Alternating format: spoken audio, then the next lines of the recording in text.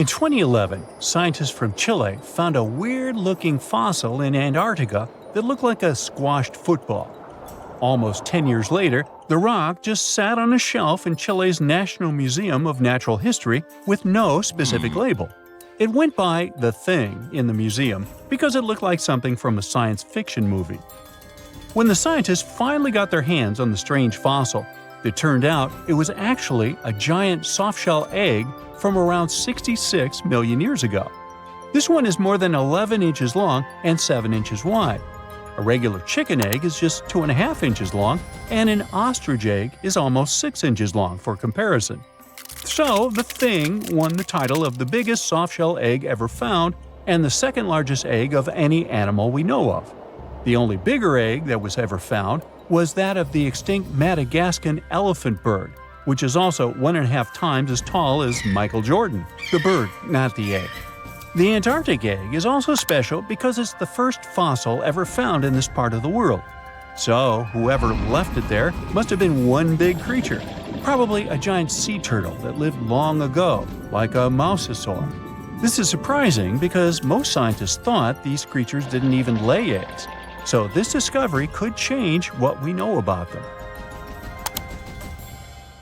The egg is also unique because it has a thin eggshell and no pores, which is totally different from most dinosaur eggs. It actually looks more like the eggs of lizards and snakes, but it came from a giant creature related to these animals.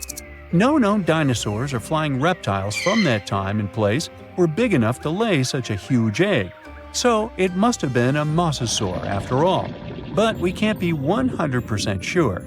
Scientists did a lot of work and studied 259 types of living reptiles, like lizards and snakes, and their eggs.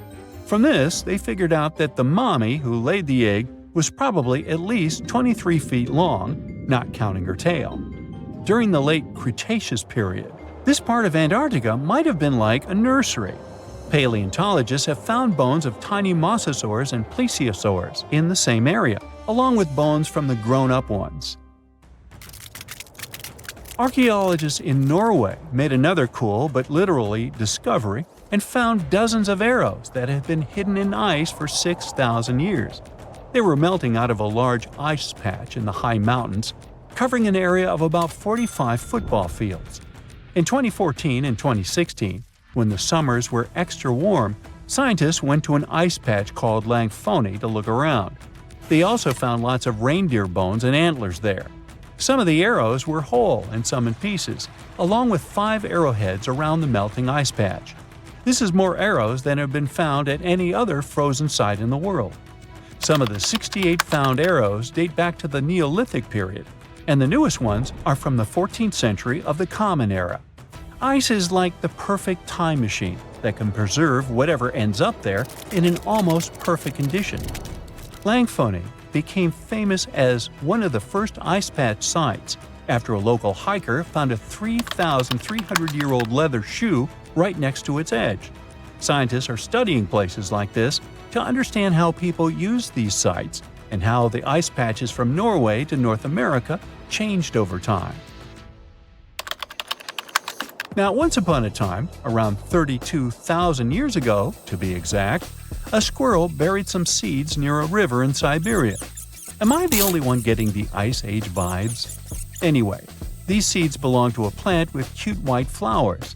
Thousands of years later, a group of scientists found these seeds buried deep in the frozen ground, about as far down as a 12-story building is tall. The seeds were surrounded by ice and bones of animals, like mammoths, bison, and woolly rhinoceroses. The mature seeds had been damaged, maybe by some squirrel, but some of the younger seeds still had good plant parts inside them. The scientists carefully took those out and put them in small containers to help them grow. And here comes the coolest part. They were able to grow the plants. Their flowers were shaped a little differently from the flowers of the same plant that grows today. After a year, the Ice Age plant even made new seeds. Based on this, the scientists suggested that permafrost could be a depository for an ancient gene pool, and we could find extinct species there and bring them back to life. Scientists on an icebreaker in Antarctica were looking for whales but found something way more unusual. The camera behind the ship, which is as heavy as a car, detected 16 million ice fish nests on the floor of the Weddell Sea. The nests were located about every 10 inches in all directions and covered an area of 93 square miles, which is slightly bigger than the whole of Washington, D.C.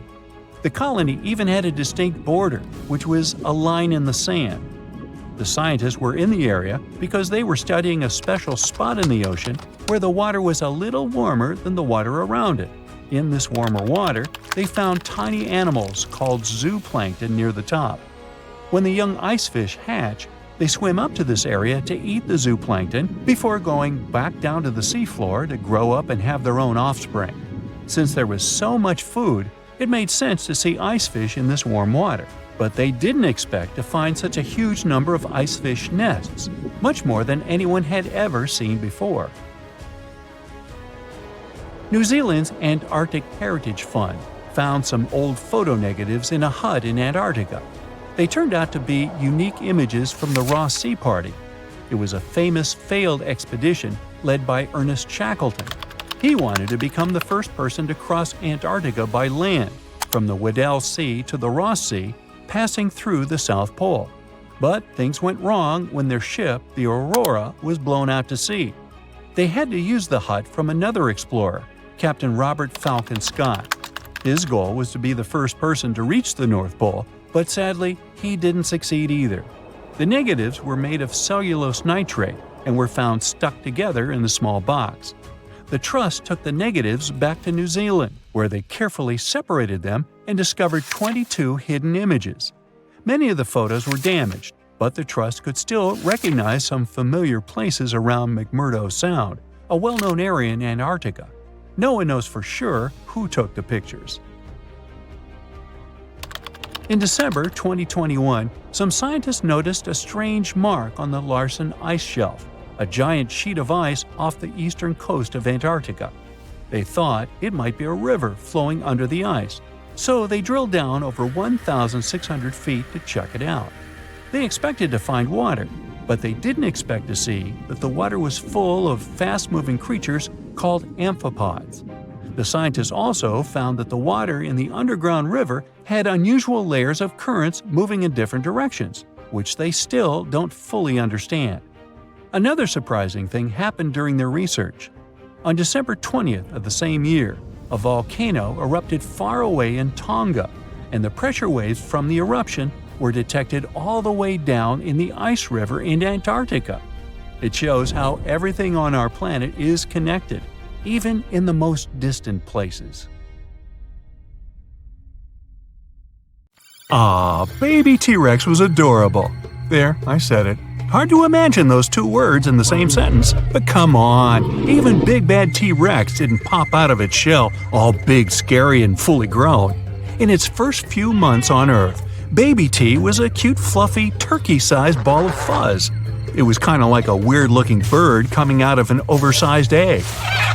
Not enough food, dangerous surroundings, asteroids, Poor baby Ts were so helpless and weak, only about half of them made it to their first birthday party. Scientists think their fuzz was there to keep them warm when they were still small and vulnerable. Plus, it helped them camouflage and stay safe. Baby Ts didn't have big, sharp teeth yet, so they mostly munched on smaller reptiles and insects. Baby Ts grew up pretty fast. They put on up to 6 pounds a day. Hey, I've done that. No, not really, just felt like it. The weirdest fact about them? When they were little, their arms looked totally normal compared to their bodies. But by the time they were full grown, their parents were super famous. Plastered all over t-shirts, that would be a T-Rex t-shirt, movies, and the greatest Halloween costume ever, in my humble opinion. But the T-Rex we know and love didn't really exist. First of all, speed. They weren't really that fast. In the movies, you could never get away from them, even if the path was clear and you were in a pretty decent car. Early predictions were that T-Rexes could run somewhere between 10 and 30 miles an hour, which is whoa! But recent research shows they could only reach around 12 miles per hour. Anything more than that would have shattered their massive bones. So relax. After a couple months of training, even the most dedicated couch potato could get away from the sharp teeth of this guy. And what about our good friend Stegosaurus? It lived around 150 million years ago, so it didn't even get the chance to meet those cute baby teeth. They appeared much later. We all recognize this dinosaur. It's the one with those ridiculous upright plates on its back. They were sometimes up to 3 feet tall. You could hide behind one. Scientists still don't really know why they had them, but they think Stegosaurus could have regulated blood flow through them, like a massive bony thermostat. They also believe these dinos could use the same system to control their skin color, depending on whether they wanted to look good or look scary. Sounds impressive, right? Well, at least something about them does, because this poor thing had a brain that weighed just a tiny bit more than a tennis ball and was around the size of a walnut. That's a dog's brain in a hippo's body. Troodon was one of the most brainy dinosaurs. A great all-around fella, excellent hunter, stereoscopic vision, 6 feet long, and a brain that just won't quit. What a catch! Troodon's remains were one of the first dinosaur discoveries in North America. One of the weirdest members of the dinos was definitely, well, let's just call her Sue. If you met her, you'd feel like you're looking at a big turkey rat thing with a super furry body. It might be the long-lost grandma of the modern ground sloth. Its buddy, Pegamastax, definitely wasn't far behind when it comes to racking up the weirdo points. It looked like something between a porcupine and parrot. But don't say that to its face, it had a couple of pointy teeth that could sharpen against one another. The largest and one of the heaviest known dinosaurs was Argentinosaurus. No one ever found a complete skeleton, but this beast must have weighed about 100 tons and was about 130 feet long. Compare it to the biggest animal we have now, the blue whale. It's only 100 feet long. When someone says dinosaur, you probably imagine some big-as-a-building beast that could use a tree as a toothpick. Some of them were gigantic, true, like those long-neck, long-tail dinos. Those things were as long as an airplane. But many of them were small and lightweight, some of them the size of pigeons. The smallest dinosaur skeleton ever found was a tiny mouse lizard. Some dinosaurs had tails that were more than 45 feet long. That way, it was easier for them to keep their balance when running. But they didn't drag their tail along the ground. Dinosaurs kept pretty active and were quite fast, so they kept their tails in the air most of the time. Even though that naughty asteroid wiped most of them out, a lot of dino DNA stuck around and morphed into animals we know today, like birds. The first time anyone even thought of linking the two together was after they discovered a primitive bird in Germany, Sehr gut. Later, researchers classified 2 groups of dinosaurs, depending on what kind of hips they had. The first group looked pretty familiar. They had lizard-like hips. The second group had bird-like hips. And a third group looked like Shakira, which is where her tune My Hips Don't Lie comes from. Actually, no. Also, plenty of old-school carnivores had bones filled with air, which is something birds have too. Birds may be the dinosaurs' living descendants, but some animals actually witnessed the age of dinosaurs. If only they could talk. Snakes, bees, sharks, crabs, lobsters, yum, crocodiles, cockroaches, even green sea turtles. They all actually saw real dinosaurs. So jealous. Carnivore dinos mostly walked on 2 feet. That way they could be faster and have their hands free to grab a little snackosaurus. Plant eaters walked on 4 feet so they could carry their heavy bodies. Some of the bigger plant eaters needed around a ton of food per day, literally.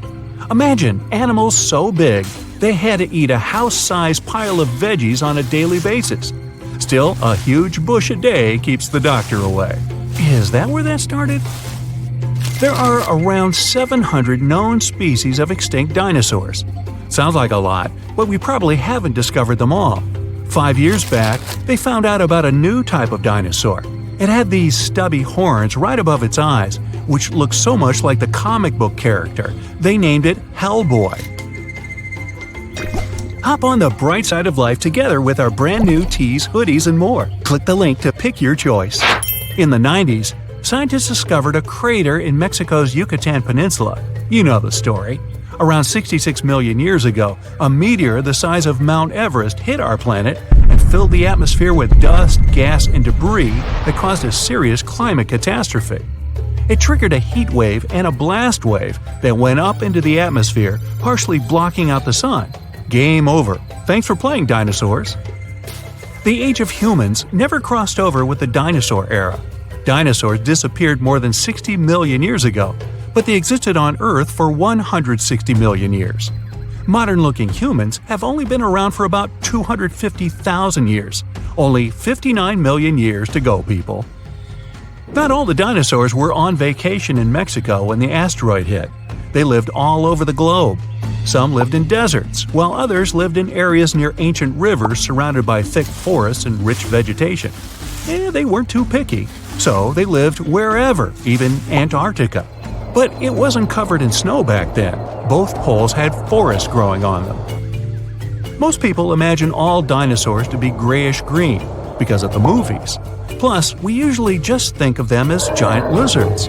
Scientists still don't know much about dinosaur skin tones, but researchers recently found some evidence that dinosaurs totally embraced the rainbow. One little guy had white and orange rings on his tail. Dinosaur is Greek for terrible lizard. Scientists used to think dinosaurs were mostly cold-blooded like snakes, lizards, or other reptiles. Turns out they were wrong, maybe. Some evidence pointed to them being warm-blooded like mammals. Somewhere in 2014, scientists discovered that most dinosaurs were mesotherms, a little of this, a little of that. And it turned out many of them had feathers, just like little baby teeth. It helped them regulate their body temperature. Another thing we got from the movies and totally thought was real, what dinosaurs sound like. Producers usually mix together a bunch of animal noises to get that authentic dino roar. T-Rex is usually a mix of alligator, tiger, and the squealing of a baby elephant. And that dreaded T-Rex breath? It was just the sound of air going through a whale's blowhole. Dinosaurs are some of the most fascinating creatures to have ever walked Earth. It's a shame that we won't be able to have Jurassic Park, where we can see some of the coolest creatures come to life. But we are actually living with some creatures that are just as old as dinosaurs, such as crocodiles and sharks. They haven't changed much since they appeared millions of years ago. But most dinos didn't make it when the asteroid struck Earth. In a way, the asteroid was a giant reset button for the planet. After hitting Earth, this space traveler wiped out almost every living thing. The sky was covered with ash, which blocked out sun rays. That meant that plants couldn't grow, and this made a lot of herbivores, really hungry. As a result, they had to change their diet and adapt to the new changes. This forced some of those dinosaurs to take on a new path in life, turning into some modern animals we know today. If the asteroid had changed its course just a bit, then dinosaurs would have remained the dominant species. So, what would have happened if dinosaurs had stuck around? Well, first of all, evolution would have played out differently for them. Maybe during those millions of years, humans would not have evolved to be on top of the food chain. Imagine a world where dinosaurs still existed today. If dinosaurs had evolved as humans did, then we'd have to compete with them. There were multiple species of humans, but Homo sapiens, also known as us, prevailed. A humanoid dino, or dinoid, would be something strange. First of all, they would look different, more reptilian than us. Our brain sizes would differ, and they would be physically bigger and stronger. Putting a human and a dinoid side by side would be interesting. First of all, dinoids would have scales as opposed to human skin, and their teeth would be sharper. They would probably not have 5 fingers on each hand, and their nails would be sharp claws. Also, we don't know what they would sound like, but they'd possibly be guttural like crocodiles. Dinosaurs had very good vision compared to mammals, so it's possible we'd see dinoids with large eyes. The population of Earth has reached a staggering 8 billion people, and we've changed our environment to suit our needs. With that said, if dinoids were the dominant creatures, then the environment would be suited for them. Speaking of physical features, scientists predicted what dinoids would look like if they had evolved into intelligent creatures that walked upright and had opposable thumbs. These wiggly thumbs are important for evolution, since they helped humans start using tools for defending themselves and hunting. The creature may not look like the ideal reptile, and its appearance might not be flattering, but if dinosaurs had evolved, then these creatures could be your classmate or colleague at work. Not all dinosaurs were alike, as their fossils have shown. Some were gigantic, while others resembled any modern-day animal. The biggest land-walking dinosaur was the Titanosaur, although the measurements are only rough estimates based on fossilized bones. It's estimated that the dino was around 122 feet long and lived between 100 to 95 million years ago. It was so massive that its weight was equivalent to 18 modern-day elephants. There were dinosaurs all over the world in different time eras, climates, and landscapes. However, only a handful were known as giants. But though they excelled in body size, they lacked in brain size. Some of the most well-known dinosaurs, like the Allosaurus and Stegosaurus, had very small brains, like me, which means it would have been nearly impossible for them to properly evolve into intelligent beings. Tell me about it. But in the late Cretaceous period, the T-Rex roamed the land. It had larger brains than its Allosaurus counterparts, which were millions of years behind.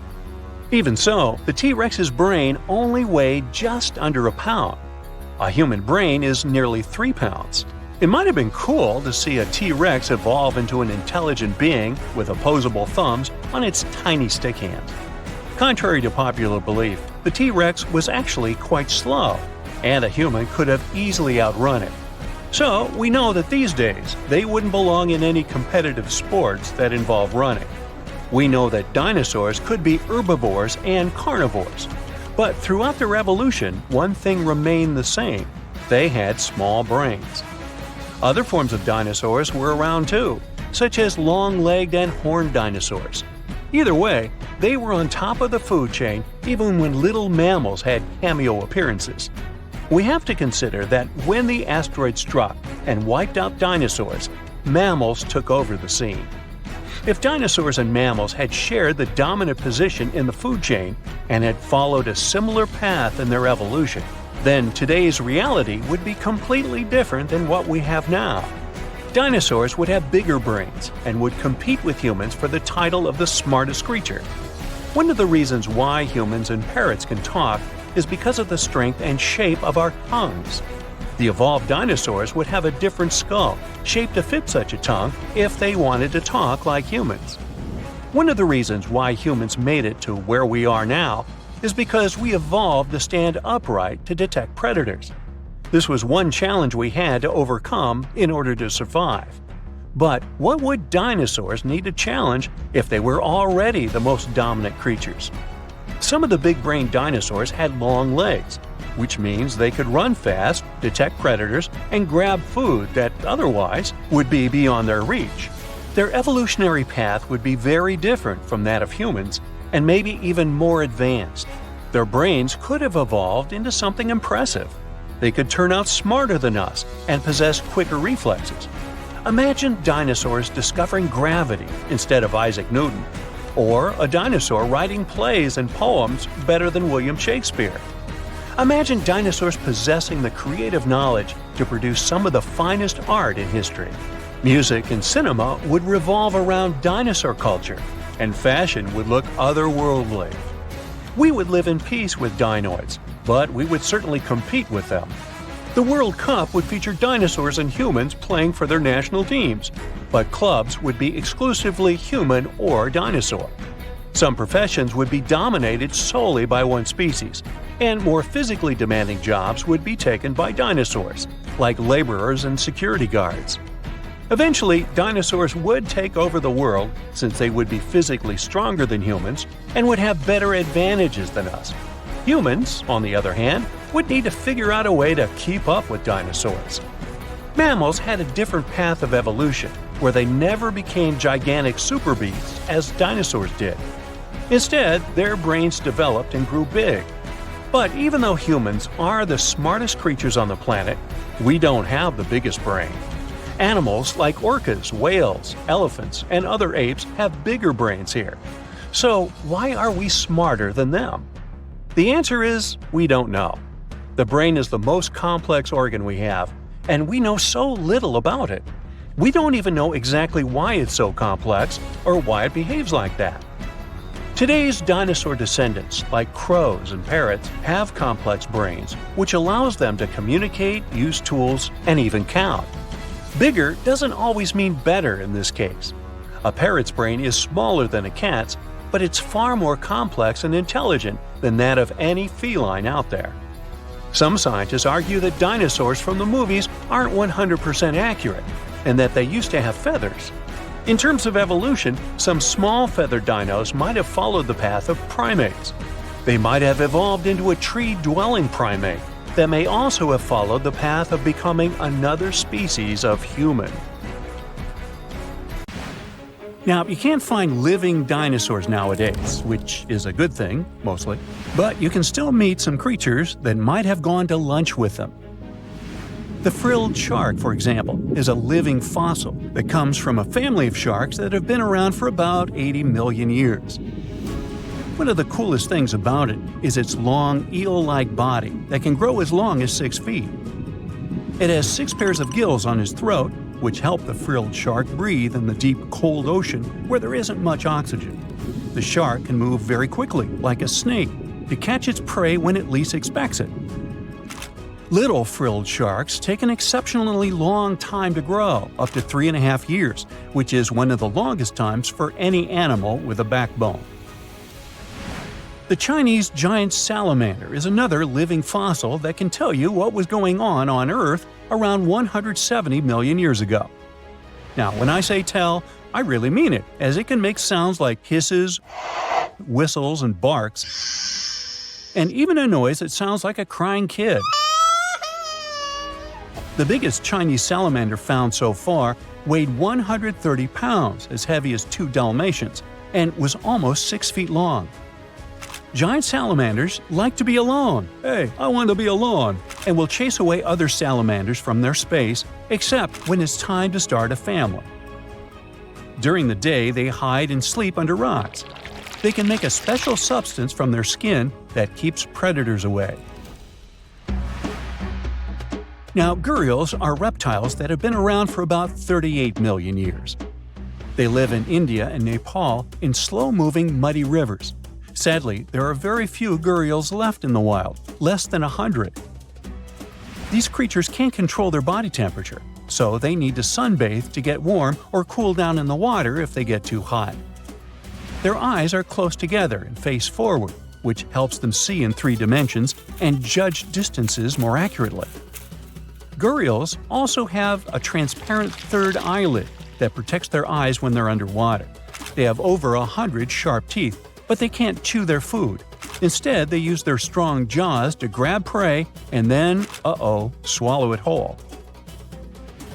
The alligator gar is a fish that has a family history of more than 100 million years. It still has some cool features from ancient times, like being able to breathe both air and water. It also has a special spiral-shaped intestine, like a shark. The alligator gar is one of the biggest and heaviest fish in North America. Just like an alligator, it has a long body and snout, plus a row of sharp teeth. But instead of legs, the gar has fins to help it swim underwater. The tuatara isn't a lizard as you might think, and isn't a dinosaur either. This New Zealand resident is one of the most unique animals in the world. Scientists love studying tuataras because they can help us understand how today's lizards and snakes evolved. One of the coolest things about the tuatara is its third eye, called a parietal eye, on its head. It has its own lens, retina, and a nerve that connects it to the brain. Scientists think it might help the tuatara know when it's light or dark outside and absorb sunlight to make vitamin D or help them keep their body temperature exactly right. Tuataras can live an extraordinarily long time, up to 100 years. Cassowaries are the youngsters on our list, as they've been around for only 60 million years. They have some things in common with dinosaurs, like their three-toed feet and how they breathe. Cassowaries love to eat fruit, lots and lots of fruit. This love of fruit helps the rainforest because when cassowaries eat the fruit, their bodies don't harm the seeds inside. As they move around the forest, they spread these seeds, you can guess how, with their own natural fertilizer, helping new plants grow. Cassowaries are big birds, about 6 feet tall and weigh over 100 pounds. They have a special claw on each foot that is 5 inches long, and they can use it to kick real fast. If they feel threatened, they can charge, kick, and even jump on someone. They can also leap up to 5 feet in the air. So, the best thing to do is stay far, far away from where they live. The order Notostraca is a group of crustaceans that you may know as tadpole shrimp or shield shrimps. These animals have been around for about 360 million years. They have a wide, flat shell that covers their head, and they have a pair of eyes on top. These creatures can be found all over the world in different kinds of water, like freshwater, brackish water, and even salty pools. They can also look different depending on where they live. Notostracans aren't picky eaters and can snack on pretty much anything, from plants to small animals and other shrimps. Some of them are considered pests in places like California rice paddies because they stir up the mud, which blocks sunlight from reaching the young rice plants. Sturgeons are some of the largest fish species on the planet. They live only in the cool waters of the northern hemisphere and never travel below the equator. Even though they are huge, sturgeons don't have teeth. They eat by sucking food off the bottom of rivers, gulfs, lakes, and oceans. Scientists believe that sturgeons came from a group of fish that first appeared around 419 million years ago, long before dinosaurs even existed. Their ancestors survived a big extinction event that wiped out 90% of all species and went on to become the largest fish in many rivers in North America and Eurasia. Sturgeons can live up to 100 years old or even older. Female sturgeons can lay up to 3 million eggs at a time, but not all of the eggs eventually turn into real fish. Our next hero, the Pacific lamprey, has successfully lived through at least 4 mass extinctions. Its ancient ancestors evolved over 450 million years ago. These creatures have cartilage instead of bones and a third eye, which is a special light-sensing organ on top of their heads. Instead of a regular jaw, they have a mouth surrounded by teeth. They latch onto prey and sup up body fluids like real underwater vampires. And although he wasn't living underwater, the story goes that King Henry I of England might have lost his life because of a lamprey. The English monarch loved this fish so much that he defied doctors' orders to stop eating its flesh. He got sick every time he'd have it, but the lack of bones and the unusual taste made the royal fall in love with it. As a result, he got some scary symptoms from eating lamprey and eventually passed away. Can you say clueless? The elephant fish, also called the Australian ghost shark, has been on Earth for around 400 million years. Even though they're related to sharks, they aren't actually sharks. Instead of bones, their bodies are made entirely of cartilage. These fish have a special shiny tissue in their eyes that can make their eyes look like they change color from yellow to green. Elephant fish can be pretty tough and will fight back if they feel threatened. They like to be alone and usually don't hang out with other fish. Horseshoe crabs also deserve the title of survival champs, as they've been around even before dinosaurs, since 450 million years ago. 4 species are still roaming the ocean from Maine all the way to Mexico. Horseshoe crabs are more like spiders than ticks than they are like real crabs. They have 9 eyes, plus extra light sensors near their tails so they can see really well. They breathe underwater using flap-like gills near their belly, and sometimes they use these gills to swim upside down. Every spring, when the tide is high, these creatures come up to the beach at night to mate and lay their eggs, and you can see hundreds of thousands of them. Hundreds of dinosaur species roamed our planet, and researchers give a name to a new type approximately every 2 weeks. It's not fair to stick to T-Rex, Stegosaurus, Spinosaurus, and other famous sauruses all the time. They've had their chance to shine in the movies and across the internet. So let's check out dinosaurs that no one talks about. First on our list is Torosaurus. The special thing about this dinosaur is that it definitely had one of the largest skulls ever found. It was big because of this frill going from the back of the animal's skull and covering its neck.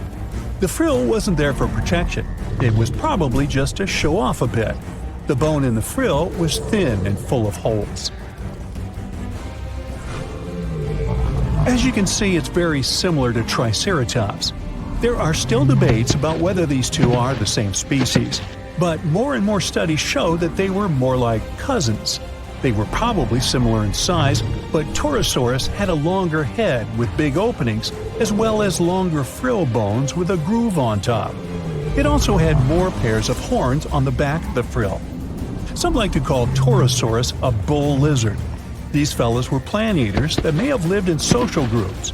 They existed at approximately the same age, but Torosaurus somehow ended up on the less popular side of the family.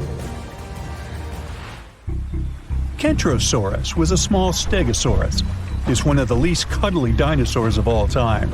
Its long, thin spikes seem to be a pretty good defense mechanism. Stegosaurus, on the other hand, had shorter, thicker spikes that were less likely to bend or snap when the animal used them.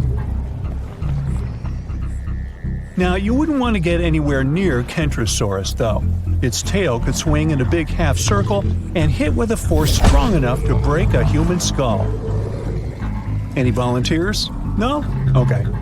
One scientist used scans of the dino's fossils to make a computer model of its skeleton.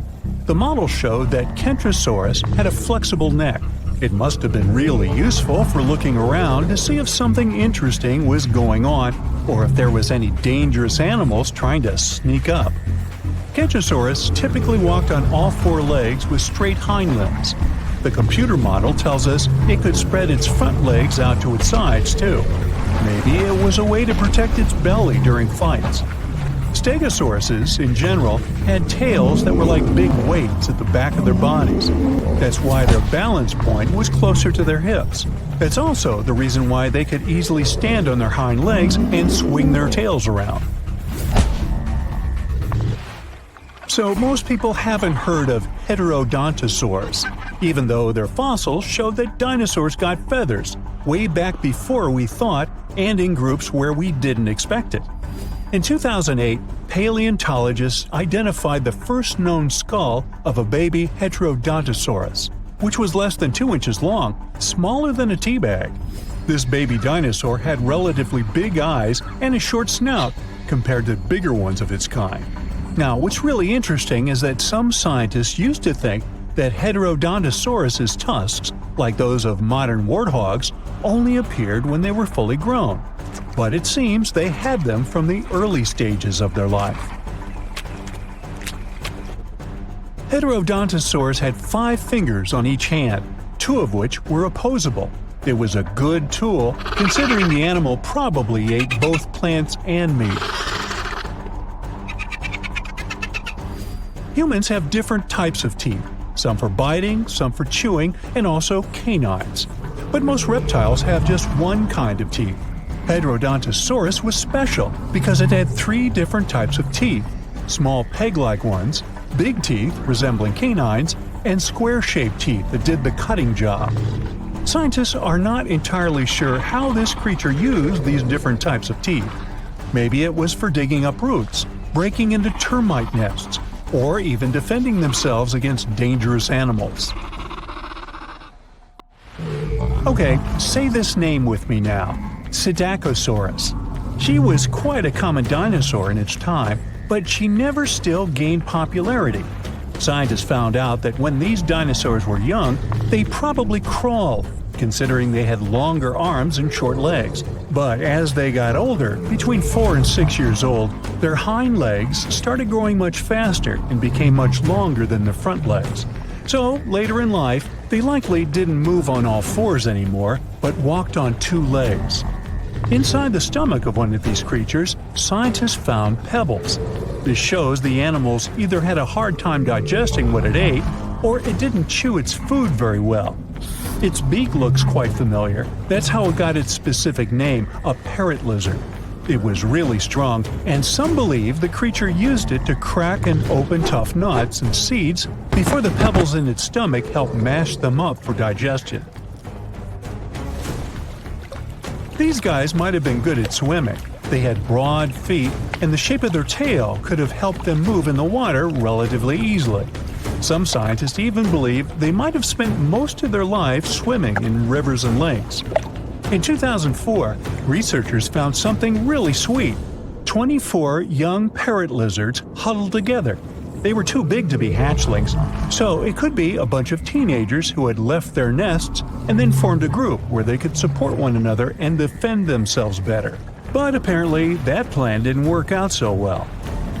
Now, check this one out: Stygimoloch, or as they call it, Styx demon.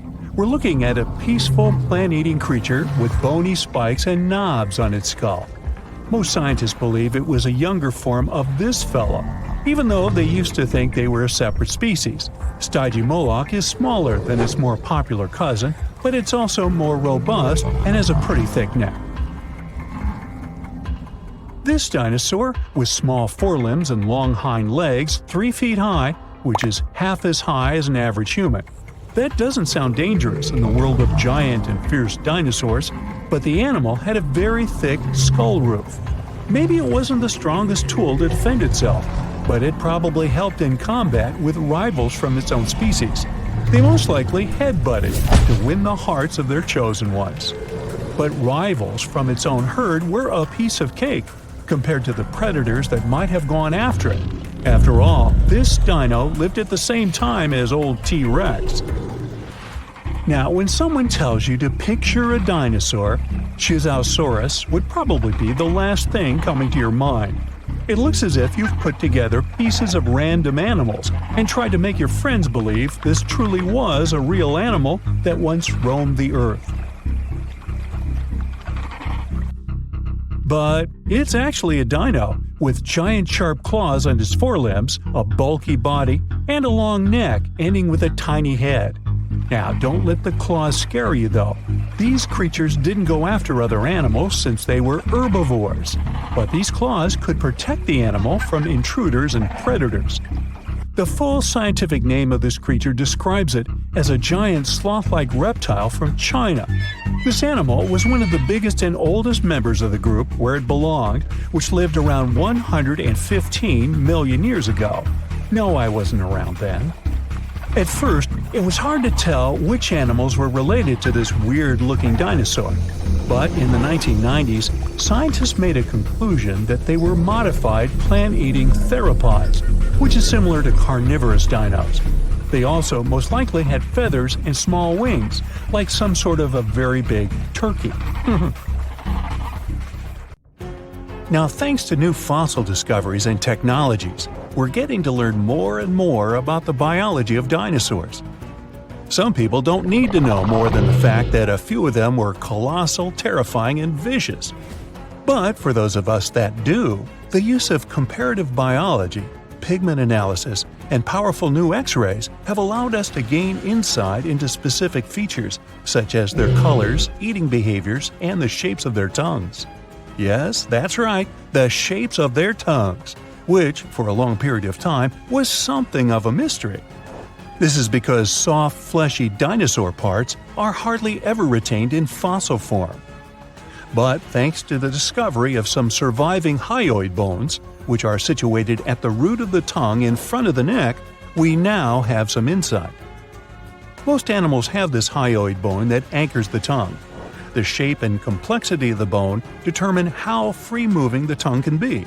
Scientists have discovered that nearly all dinosaurs had simple tongues that laid flat and were extremely similar to the tongues found inside the mouth of a crocodile today. Yeah, this crocodile. Go ahead and take a closer look. Nah, just kidding. Come on back. Let's take a look at some specific dinosaurs and start with the Brachiosaurus.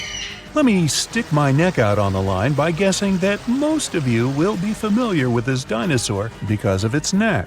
You know, the one which was typically 30 feet in length. Despite its neck being its most distinctive feature, its name actually translates to arm lizard in Greek. It's common knowledge that the Brachiosaurus is one of the largest dinosaurs to ever have lived. On average, it reached 76 feet in length and 40 feet in height. That's roughly the length of 2 school buses and as high as a 4-story building. None of which were around in the era of the big guy here. Fragmentary leg bones and vertebra of even larger dinosaur species are known, but these skeletal remains are too incomplete to determine their exact size. So this guy may have been the largest dinosaur ever. A renowned herbivore, thank goodness. The Brachiosaurus is thought to have eaten up to 880 pounds of dry plant matter every day. Most of this was made up of coniferous trees, ginkgos, and cycads. This target might have been hard to hit for this dinosaur, as researchers have learned that its teeth were spoon-shaped and not ideal for chewing food. This means that the creature would have swallowed vegetation whole, as its teeth were suited to stripping it but not breaking up large chunks of plants. This, along with the dinosaur's body shape, suggests that the Brachiosaurus would have liked to feed as quickly as possible. Dinos like these didn't always make use of their ability to strip towering trees when dining. The Brachiosaurus traveled in herds, moving to the next location once they had exhausted all of the local vegetation. And I mean all of the local vegetation, not just that which hung high on trees. It's likely that the creatures supplemented their diets with vegetation at lower levels, especially after they'd done a number on all the nearby trees. This method of feasting was the most energetically appealing for this giant. By munching on lower vegetation, researchers believe that the dinosaurs saved up to 80% in energy compared to when foraging for high-up food sources. They have also discovered that the nostrils of a Brachiosaurus were on the front of its face and not the top. This is because we now know they roamed the fertile floodplains in their respective herds. For decades, it was believed that these creatures lived in deep, watery swamps. Let's look at another common misconception about a popular dinosaur. Please put your hands together for the Tyrannosaurus rex, which is arguably the most famous of all dinosaurs. Discoveries from the past 100 years have revealed that theropods had heavily feathered skin. Theropods are the family of dinosaurs to which the T-Rex belongs, so naturally, people began to think that the creature would have been covered in feathers as well. However, a study from 2017 took skin impressions from the iconic dinosaur and found no evidence of the structures required to support feathers. If a T-Rex did have feathers, they would have been limited to its back. Researchers accept that other large dinosaurs of the same family as the T-Rex have been discovered with their remains covered in feathers. An example of this would be the Yutyrannus dinosaur. But as of now, the accepted theory is that feathers weren't a common feature of T-Rexes. This makes it easier to believe that feathers were exclusive to smaller tyrannosaurids and were there as a means of keeping the creature warm. For a long period of time, researchers thought feathers were an exclusive feature of the theropod family. But this theory has been debunked. Just like the kid at camp who was kicked out of the top bunk. You know, debunked. Anyway, fossil evidence discovered in Siberia now suggests that multiple different family groups of dinosaurs had feathers. The Siberian fossils in question belong to another species of dinosaur, Calindrodromeus zabicolicus. Oh, you think I mispronounced that? Okay, prove it. Now, this dinosaur, I'll call her Calinda, had a pelvis structure superficially similar to that of a bird and was roughly 4.5 feet long, about as tall as a fridge. Since the purpose of feathers on dinosaurs was for warmth, it's quite possible that dinosaurs from cold weather climates had more feathers than their counterparts in warm weather climates. In general, Bigger animals struggle less with keeping themselves cool, so it's likely that any of the large dinosaurs who lived in these warm climates had no feathers at all. Smaller dinosaurs who lived in cold climates, on the contrary, had plenty of feathers. We now even understand what some of the designs and patterns of these feathers on dinosaurs looked like, thanks to the discovery of an ornithomimus, complete with feather and skin impressions. The name of this dinosaur is derived from Greek and actually translates to bird mimic. They were typically 11.5 feet in length, nearly as tall as a giraffe, and despite being omnivorous, had no teeth. Its other distinctive features include 3 fingers, which were all unusually the same size and length. And despite their thin-boned skulls, they also had large brain cavities. Their legs were extremely long, in particular their foot bones.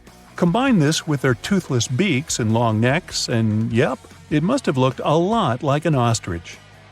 Although they're not as big as the Brachiosaurus or dinosaurs in general, they are bigger than any other bird in the world. And it wasn't just the body limbs of an ornithomimus that made it resemble an ostrich. They also had very similar feather patterns. Their heads, necks, and lower legs were mostly bare of feathers, but the rest of their bodies were well coated in downy plumage. This is what you call a bird's layer of feathers as a whole. It's possible, like an ostrich, that the dinosaur would have used this unusual feather pattern to regulate its body temperature. Despite some dinosaurs possessing feathers like birds, on top of also being their distant relatives, dinosaurs didn't have the type of feathers required to fly for most of their existence.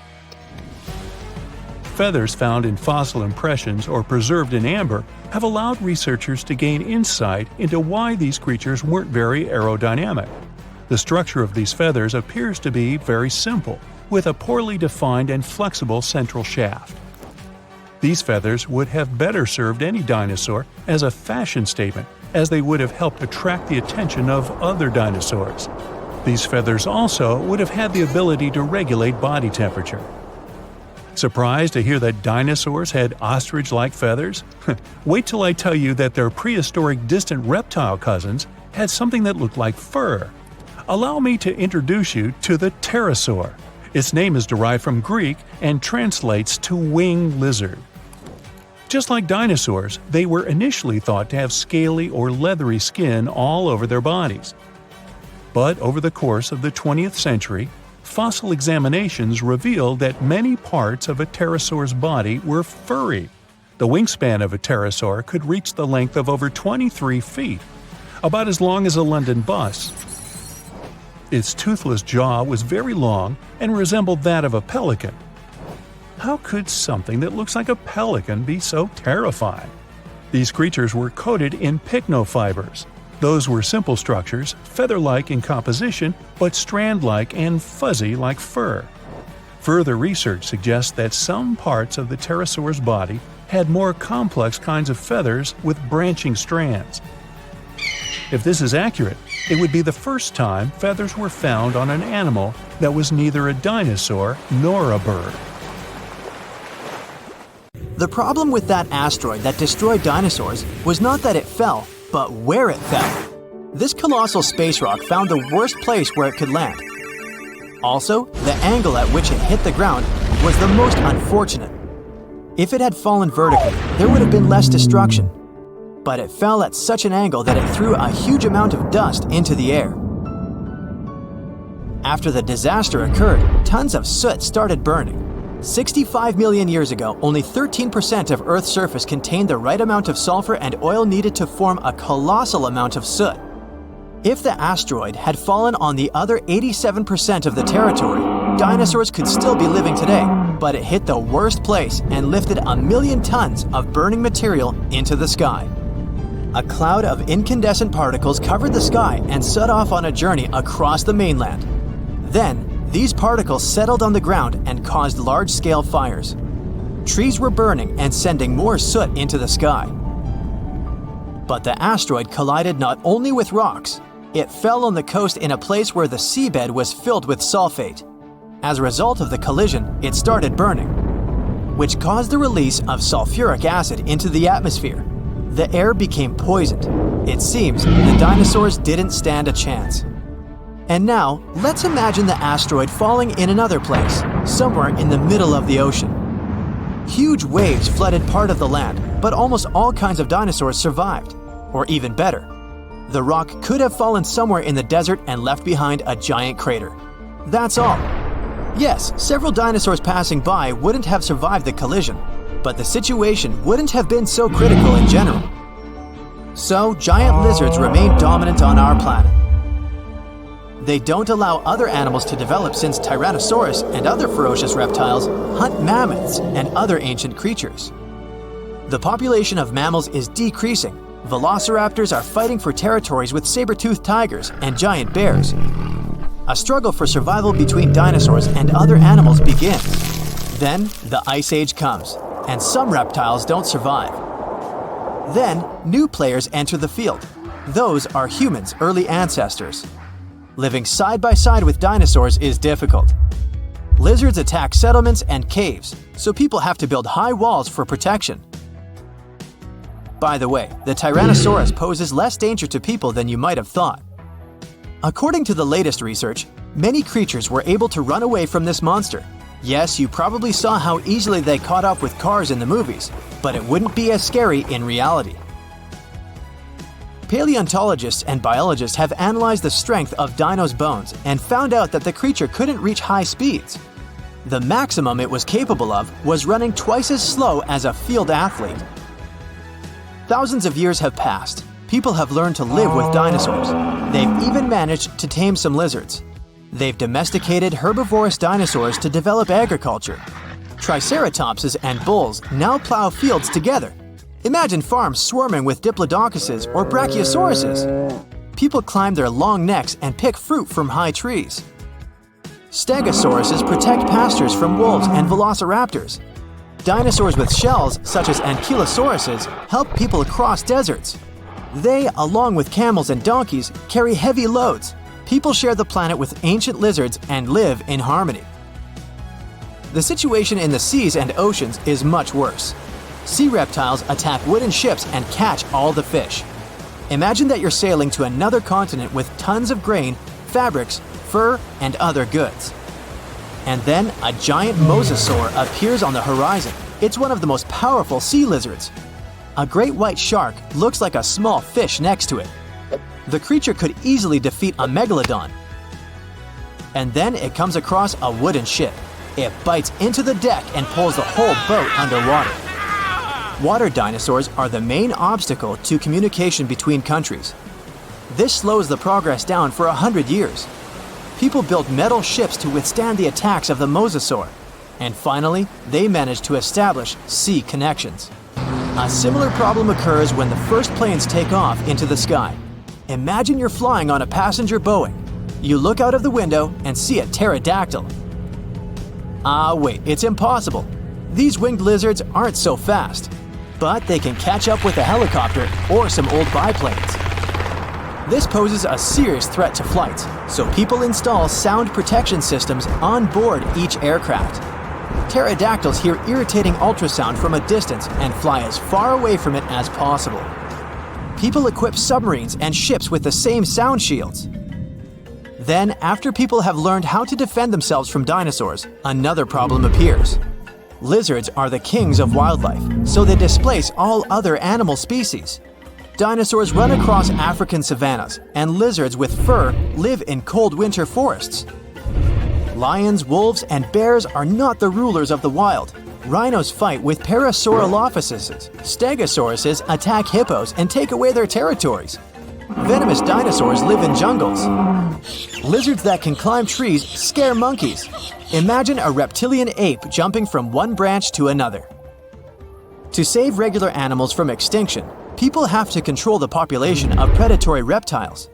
Huge parks and nature reserves appear in all countries. People transport dinosaurs there and separate them from other wildlife. Dinosaurs seem to be completely under control. When the danger caused by giant reptiles passes, people begin to breed smaller, harmless lizards. Someone buys a chameleon, and someone keeps a Microceratus at home. There are dinosaur exhibitions. People take these creatures for a walk as if they were dogs. Some people take selfies with reptiles, go shopping, and sit in cafes with small lizards. Dinosaurs aren't formidable now. They're kinda cute. People ride horses, camels, Parasaurolophuses, and Pachycephalosauruses. Of course, many have tried to tame velociraptors, but failed. Those are dangerous reptiles and they don't know how to obey. Taming them is almost as difficult as taming an alligator. But dogs and cats are still more popular because they're more intelligent. The brain of a dinosaur is almost the same as that of a chicken. But who knows, if they had lived to this day, perhaps they would have evolved into smarter creatures. Just imagine if dinos were intelligent. In this case, people would have a big problem. Some scientists think that even if a meteorite hadn't destroyed the dinosaurs, they wouldn't have survived to this day. They needed to carry their own colossal weight at all times. It was an enormous load on their bones and joints. Most dinosaurs wouldn't have been able to survive the Ice Age with such characteristics, but smaller lizards might have succeeded. Fast and agile dinosaurs, such as velociraptors and Pachycephalosauruses, would have survived, but in what form? Could dinosaurs have already evolved into something else? Look at the good old chicken. Many scientists believe it's a direct descendant of the formidable Tyrannosaurus. Somewhere deep inside the bird's DNA, there are genes that the dinosaur had. Yep, it's hard to believe, but look at the chicken's body structure and how it walks. Remove the plumage, cover the creature with scales, and give it toothy jaws instead of a beak. And now, you have a mini T-Rex in the coop. And by the way, not only chickens might be the relatives of giant lizards, many birds are dinosaurs' living descendants. Surprisingly, alligators, snakes, crocodiles, and monitor lizards are not as close to ancient reptiles as pelicans, storks, and other flying creatures. Over millions of years of evolution, the paws of dinosaurs turned into wings, and toothy elongated jaws ended up as beaks. The genetics of birds is the key to understanding dinosaurs. Pelicans are similar to pterodactyls, ostriches to velociraptors. Perhaps many other animals also share some genes with ancient lizards. If the meteorite hadn't fallen, all dinosaurs would have evolved into completely different, unusual creatures. Scientists want to carefully study the DNA of birds and try to reverse evolution with the help of genetic engineering. They hope to breed dinosaurs out of eggs one day. But to do this, they need to find a specific genome that hasn't changed over tens of millions of years. It hides in the DNA. And it's not so easy to find it and extract it. Do you think we will see powerful reptiles by 2050? Antarctica wasn't always a frozen wasteland. A long time ago, it was full of life, and 56 million years ago, something terrifying stalked its jungles. A giant, flesh-eating bird. It was around 6 feet tall and weighed as much as a lion. For millions of years, nothing could challenge it. So why did it disappear? And could there be even bigger predators still hidden beneath the ice? Paleontologists found 2 massive claw bones in Antarctica, sharp, curved, and powerful, belonging to this bird. They were dug up from the Epresian-aged rocks of Seymour Island, which means they're around 40 to 50 million years old. Their shape left no doubt. These were the so-called terror birds. Their scientific name is Forus raceti, some of the most fearsome predators to ever walk the earth. They were flightless and didn't even need wings. Instead, they could sprint at breakneck speeds, like ostriches from a nightmare. For millions of years, these birds ruled South America. But now, for the first time, their presence has been confirmed in Antarctica. No surprise here. Back then, South America and Antarctica were still connected, allowing animals to easily commute between continents. So these birds probably migrated south to adapt to life on Antarctica's prehistoric landmass. It didn't just survive here, it thrived. But at some point, this nightmare of an animal vanished. Why? Most likely because of the temperature changes. Antarctica was cooling, slowly turning into the frozen wasteland we know today. Its prey may have declined, leaving the predator without enough food. Eventually, it disappeared, leaving no descendants behind. Researchers hope that they'll find a complete skeleton eventually. They're also wondering where there might be even bigger species waiting to be discovered. Perhaps these birds evolved into a completely new Antarctic lineage. But for now, all we have are two giant creepy claws. People often think that there are almost no animals or plants in Antarctica. But that's not true at all. Penguins waddle around, and forget the cute tiny ones. Antarctica used to have 6-foot-tall monsters. The emperor penguins are the largest penguin species alive today. They can dive over 1,800 feet deep and hold their breath for over 20 minutes. There were giant ancient penguins around 38 million years ago. They were the size of humans. Fossils show they had long, sharp beaks, making them terrifying hunters of fish and squid. The fish there are also absolutely fascinating. Forget giant squids. Colossal squids are nightmares even bigger. Some reach over 40 feet long with massive, super sharp beaks and eyes the size of dinner plates. Finally, orcas, the apex predators of the Antarctic Ocean. They hunt in packs, working together like a wolf pack of the sea to take down seals, fish, and even massive whales. There are even tiny plants like moss and algae. Antarctic hairgrass and pearlwort. They somehow survive against all odds. There are many other myths going on about Antarctica. For example, some people think that when icebergs break off from glaciers, they immediately start drifting straight into the open ocean until they melt. But the reality is way more chaotic. First, when an iceberg breaks off from a glacier or ice shelf, it has to deal with underwater obstacles. It can stay stuck on the seafloor for decades without moving.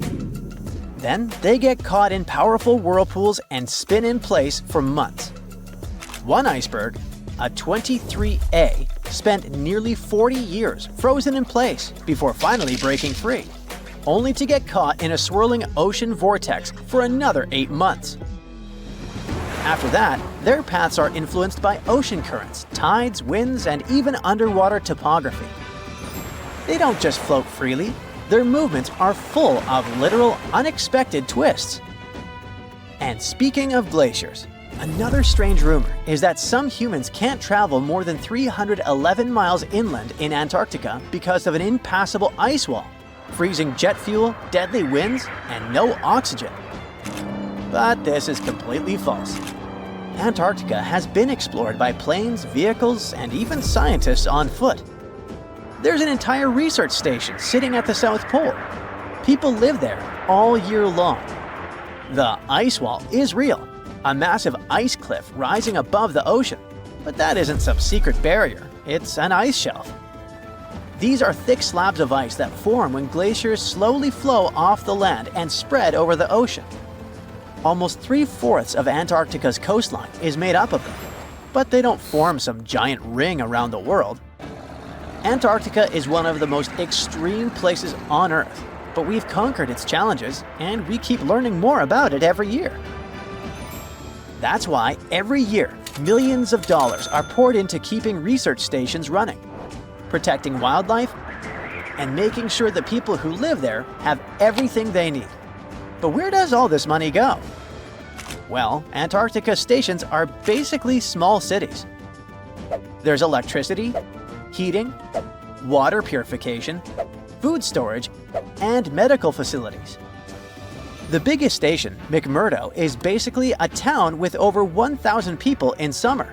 It has everything from a fire station to a gym. The South Pole Station is super deep inland, so it's one of the hardest places to supply. Getting food and fuel there requires airplanes flying thousands of miles in extreme cold. But the internet loves a good mystery. When Google Maps revealed what looked like a massive doorway in Antarctica, conspiracy theorists went wild. People joked about everything from Bigfoot's vacation home to a secret base, or even a Star Trek spaceship hangar hidden in the ice. But there's a way simpler and less exciting explanation.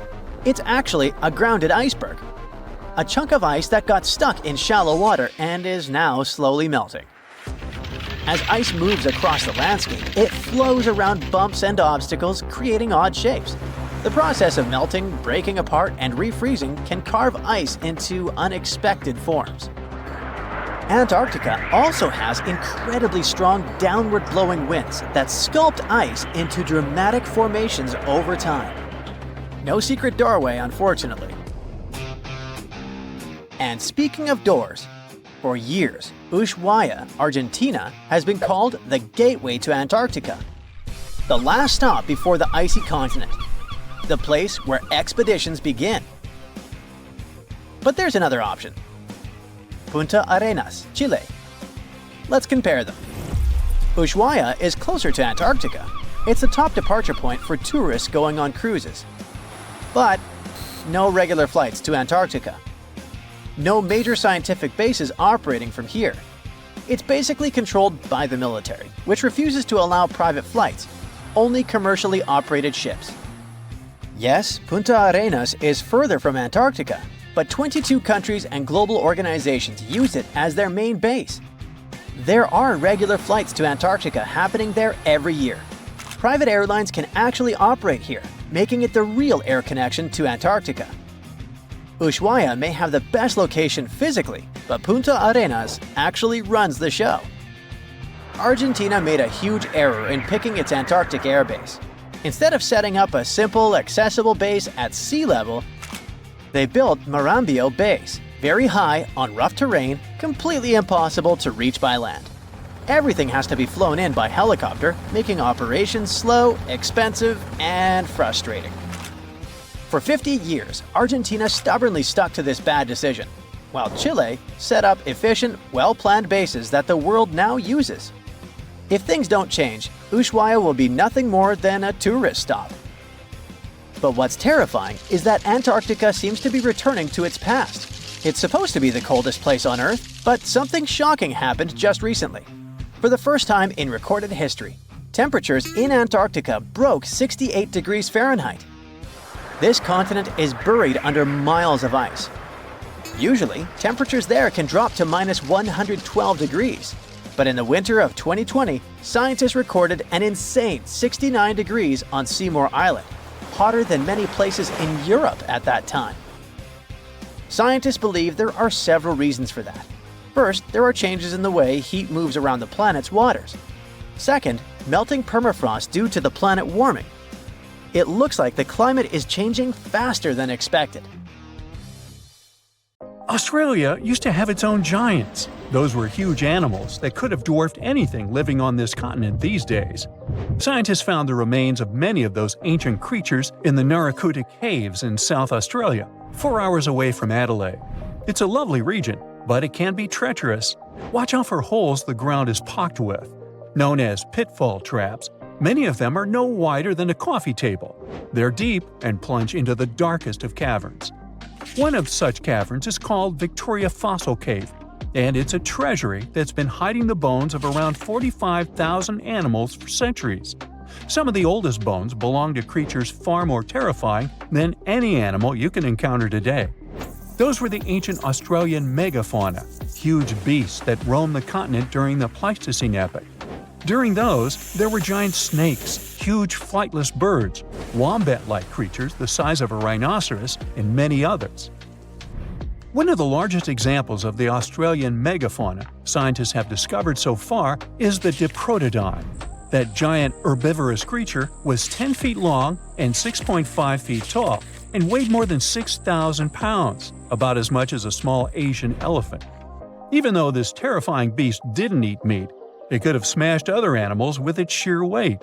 Scientists have found the remains of hundreds of such creatures all over Australia, so it's safe to say that no other animal from that time or in that location was larger than this giant. Despite its creepy appearance, the Diprotodon was a relative to the modern-day wombat, and those are known to sometimes pounce humans. The Diprotodon had toes that pointed inward and were well suited for digging burrows. On the other hand, Diprotodon was a giant, and it was unlikely that it used to do so. It was likely a trait it had inherited from its smaller burrowing ancestors, or it could have used its claws to search for roots. This theory is supported by the fact that the animal's pouch was facing backward, It prevented any dirt from collecting inside while the creature was digging. Since this animal was so big, it didn't have to worry much about predators. Up until 60,000 years ago, when the first humans appeared on the continent, full-grown diprotodons only had to look out for creatures like the quincana. Measuring in at a whopping 20 feet long, the quincana was a land crocodile. It lived in Australia from around 20 million to 40,000 years ago. It disappeared along with most other mega creatures of the last ice age. It's thought to be the result of the first humans coming to the continent. Even though the quincana was extremely fast and dangerous, it was possible that this creature got outcompeted by human hunters who took all available prey. Unlike modern crocodiles that are mainly aquatic, that mighty beast was a land dweller. Scientists figured it out by studying the quincana's legs. They were able to support and carry the body clear off the ground. It means there was no escape for ancient people once the quincana spotted them.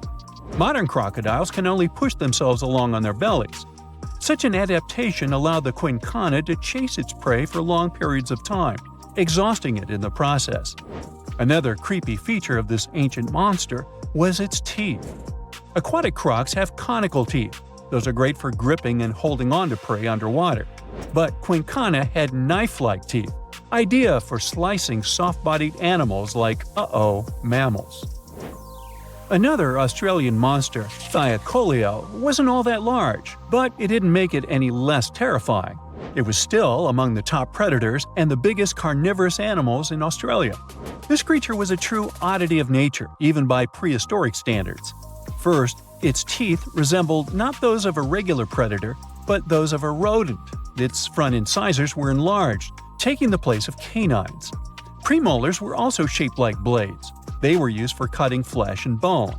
At first, scientists thought that Thylacoleo used those teeth to eat nuts and fruits. But later, a study showed that the use of such teeth was better suited on necks and spines. The jaws of this ancient creature were immensely powerful. A 220-pound Thylacoleo had a bite force similar to that of a present-day 550-pound lion. It means that the animal could easily bring down prey much larger than itself. Then there was Thylacoleo's tail. It had strong muscles which provided the animal with the ability to use the tail as support when tackling large prey. The Thylacoleo had retractable claws, and this feature is very uncommon among marsupials. It allowed the animal to keep its razor-sharp hooks from getting blunt and could help it get a better grip on its prey. Scientists are quite sure that, like today's leopards, the Thylacoleo could climb trees and jump on other animals from above. It was done so fast and stealthily, they never knew what hit them. The creature's rear feet support this theory. The first toe there was reduced, but the foot had a rough pad like what modern-day possums have. It allowed them to have a better grip while climbing. Right after scientists found the first skull of the Megalania, this animal was classified as a lizard. That's why its name translates to small groomer. But after they discovered more complete fossils, it turned out that the Megalania was a giant turtle. But that's not all. It was one of the largest land turtles to ever have existed. The main reason researchers initially believed the creature to be a lizard was the fact that its skull was adorned with a series of spikes. It's something the modern-day horned lizard can boast. But even after discovering the true nature of the Megalania, scientists still don't know how to properly catalog it. It might have been a creature that folded its neck under its spine, or it could have folded it to the side. Beside those defensive mechanisms on its head, the Megalania was also equipped with a spiked tail, which was probably used to prevent predators from attacking the animal from behind. Most species of the Megalania disappeared around 2,000 to 3,000 years ago because of humans who hunted them to extinction in both Australia and on the surrounding islands. It took around 2 centuries for these turtles to go extinct in that region of the globe. The Megalania was a giant Australian lizard that existed at the end of the Pleistocene epoch. It looked like a Komodo dragon and the Australian monitor lizard, which are both believed to be Megalania's closest living relatives. Fossils tell us that the ancient animal was anywhere from 15 to 26 feet in length. Ow! The youngest fossil remains of this ancient Australian monitor lizard date back to about 50,000 years ago. The first indigenous settlers must have encountered Megalania, which led to the lizard's extinction. Originally, scientists thought that the Megalania was the only member of the genus Megalania, but these days it belongs to the genus Varanus, which means that the prehistoric creature is closely related to other Australian monitor lizards. Our next giant creature on our list was once dubbed an ostrich on steroids. I mean, look at it. It was the last of the thunderbirds to go extinct in Australia. The Carnivorous lived on the continent at the same time as early humans. They might have coexisted for 15,000 years or so before the huge bird eventually disappeared. This theory has some proof. The bird's fossils found along with human artifacts. Some cave paintings also depict flightless birds similar to the Carnivorous in size and shape. Although it wasn't the largest bird in Australia, the goose-like creature was still as tall as a grown-up man and weighed around 550 pounds. Even a modern-day ostrich can be dangerous if it feels threatened. Imagine meeting its giant prehistoric relative. Scientists are still arguing about its diet. Many believe the creature was an herbivore, but there's still a chance that the Carnivorous was a partial scavenger. Its small, stubby wings and powerful hoof-like legs hint that the bird could have been a plant eater. But its huge beak and exceptionally deep lower jaw evoke suspicion. Such features are highly unusual in birds. You're off to work, and boom, you see someone getting snatched by a 5-foot giant eagle that has the power to lift a child. Luckily, this is a pretty rare occurrence now, but around 2 million years ago, it was totally possible. Humans are now on the top of the food chain. I mean, many animals can hurt us, but they would rather munch on something less dangerous than people. Until a couple of years ago, almost everyone thought we were the #1 predator in the world since the beginning of our times. But let me tell you a little secret. We weren't the top predators. Somewhere in Africa, near the town of Tongue, in a mine, archaeologists uncovered something probably worth more than gold. It was a small skull that belonged to a hominin, a human species that lived just before we split into 2 groups. One group is today's chimpanzees, and the other one is us humans. That is probably why we're so similar to chimpanzees. And believe it or not, we share 98% of our DNA with them. The critter was nicknamed Tongue Child because most likely it belonged to a young human. Before this discovery, we had no idea we originated from Africa. As you already know, on that continent, there were many big animals that could eat us in a single bite. Even now, the situation is not that different. The bone was found among many other animal bones, suggesting that early humans, Australopithecus, had a pretty rough life and were eaten by anything that liked meat. Since we were only around 4 feet tall, we were on the menu for many animals. Probably the scariest one for us was the eagle. You might think eagles are just lazy birds who sit on trees all day, but our friend from Tongue had a pretty bad experience of encountering one. When Tongue's child was a little kid and was playing outside, the eagle grabbed him and took it to its nest. We have no idea how big the bird was or what kind of eagle it was, since there isn't any evidence. Eagles regularly hunt baboons in Africa now, and when experts compared the marks on these animals with the marks found on the ancient skull, they discovered those marks were almost identical.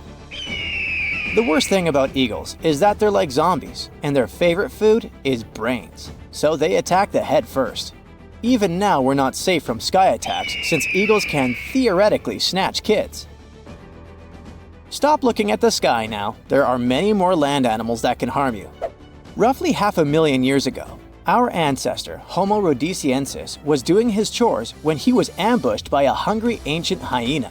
He had a few broken bones, and the hyena stashed him in a cave in Casablanca, where he was uncovered 500,000 years later. Not many animals can chew through bones like it's nothing. Hyenas have a bite force that is 7 times stronger than ours.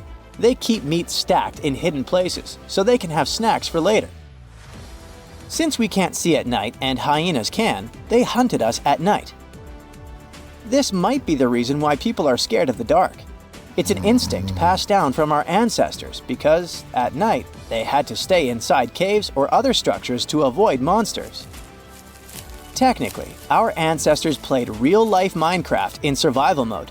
But our long-lost cousins weren't afraid of hyenas, since they hunted them for food. Hyenas also hunted us for food, so what exactly happened will most likely remain a mystery until we invent a time machine.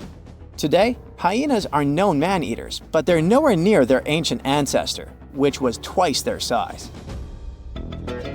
Homo heidelbergensis was an incredible hunter that hunted everything from giant deer, rhinos, bison, and many more animals. But there was one creature that made the hair on their necks stand up. It was a giant with 8-inch teeth, weighing more than 1,000 pounds. No animal was safe during its era, which was around 300,000 years ago. Of course, I'm talking about the saber-toothed tiger. It actively attacked our ancestors, among other animals like crocodiles, monkeys, horses, and honey badgers. You might be one of those who have a terrible fear of snakes, and that might be because they hunted your ancestors. We have been sharing this planet with snakes for over 100 million years. Our early pals were so scared of them that they evolved and developed sharper eyesight. Their brains grew bigger since snakes were ambush hunters, sneaking up on humans and attacking them unexpectedly. Initially, we were colorblind, but snakes hunted us so much that we developed three-dimensional vision and the ability to see colors. All of these tricks allowed us to see snakes better. But evolution works both ways, and around 60 million years ago, these reptiles developed venom because they lost the ability to stealth attack. The good news is that humans have developed bigger brains and learned to distinguish between venomous and harmless species. The worst monster Neanderthals probably had to watch out for was other Neanderthals. There's much evidence that shows that we sometimes were unfriendly towards each other. This theory is called the dangerous ape theory. Neanderthals didn't hunt one another regularly since there was an abundance of animals that had more nutrients needed to survive. Neanderthals most likely hunted one another when they didn't have any other food, or for rituals, or in self-defense. Around 4 million years ago, near Lake Turkana in Kenya, there was a humongous crocodile with a taste for humans. It was not that modern-day croc that can only reach 20 feet in length. Its ancient relative was 27 feet long, the largest crocodile ever. This prehistoric creature could swallow us in one bite, since we were only 4 feet tall back then. We don't have proof that this animal hunted us, since they had a powerful stomach that could liquefy bones easily. But there was a foot found that had clear marks from a crocodile's jaw. The ape probably wanted to cool off or drink some water and was grabbed by the prehistoric reptile. Crocodylus anthropophagus is another croc species that lived near Tanzania around 1.8 million years ago and ate humans like burgers. It loved people so much that its Latin name literally means the eater of humans. They patiently waited underwater for humans to come for a drink, and when they arrived, the monsters would snatch and drag them underwater. Evolution was trying to find solutions because we encountered scary monsters and were hunted by them. All that running from predators had an impact on our bodies. We grew taller and bigger so that birds wouldn't pick us up and fly us to their nest. Like it or not, we had to start walking on 2 legs since we could scan the surroundings much better that way. It helped us to run from predators while carrying food. Plus, standing up made us look bigger. Now we throw things with our hands for fun. For example, while playing basketball. But back then, we had to throw rocks at predators to make it out alive. Chimpanzees also used this throwing technique to scare off predators. We started talking to each other to coordinate attacks better and plan what to do when we saw danger. We all know that working in a group or playing a team sport is interesting and a lot of fun. But believe it or not, this is because in the past, we had to be team players. Otherwise, we risked being snagged by a predator. Our brains are still wired the same. However, these techniques didn't always work, and archaeologists have found many more bones belonging to humans eaten by giant eagles and other animals. It was a 40 feet long and 12 feet tall beast, the king of dinosaurs. Its massive and muscular body weighed up to 8 tons. Its serrated teeth were sharp, and its jaws had a bite so strong They could crush a car. The creature had 2 powerful legs. It lived in forested river valleys all across North America, almost 70 million years ago. I'm talking about the most famous movie star among dinosaurs, T-Rex. It was very smart, with a brain twice as big as that of any large meat-eating dino. It was slower than other hunters, developing a speed of up to 12 miles per hour. Its other weakness was its small arms. Some scientists think they were just an evolutionary leftover, like the pelvic bones of some snakes. But others believe T-Rex used its arms to hunt. Its 4-inch claws helped the animal out. T-Rex was undoubtedly frightening, but surprisingly, there were even scarier dinosaurs in the past. Around 100 million years ago, there was a giant creature with the name that meant a spine lizard. It was Spinosaurus, the largest carnivorous dino. It was bigger than T-Rex and could grow almost 60 feet long. Its weight could be as great as 22 tons. The animal had long spines on its back. They could grow up to 7 feet long and were connected by folds of skin. They formed something that looked like a sail. Some scientists think it was a hump Spinosaurus used to store water. This dino had dense bones and short hind limbs. Researchers believe that these dinos could use their flat and wide-clawed feet for paddling. This was the first dino that could ever swim. Unfortunately, it couldn't process smells like most other theropods. These were a group of 2-legged carnivorous dinosaurs that appeared on Earth 230 million years ago. That's why the animals the creature hunted could hide from it on land.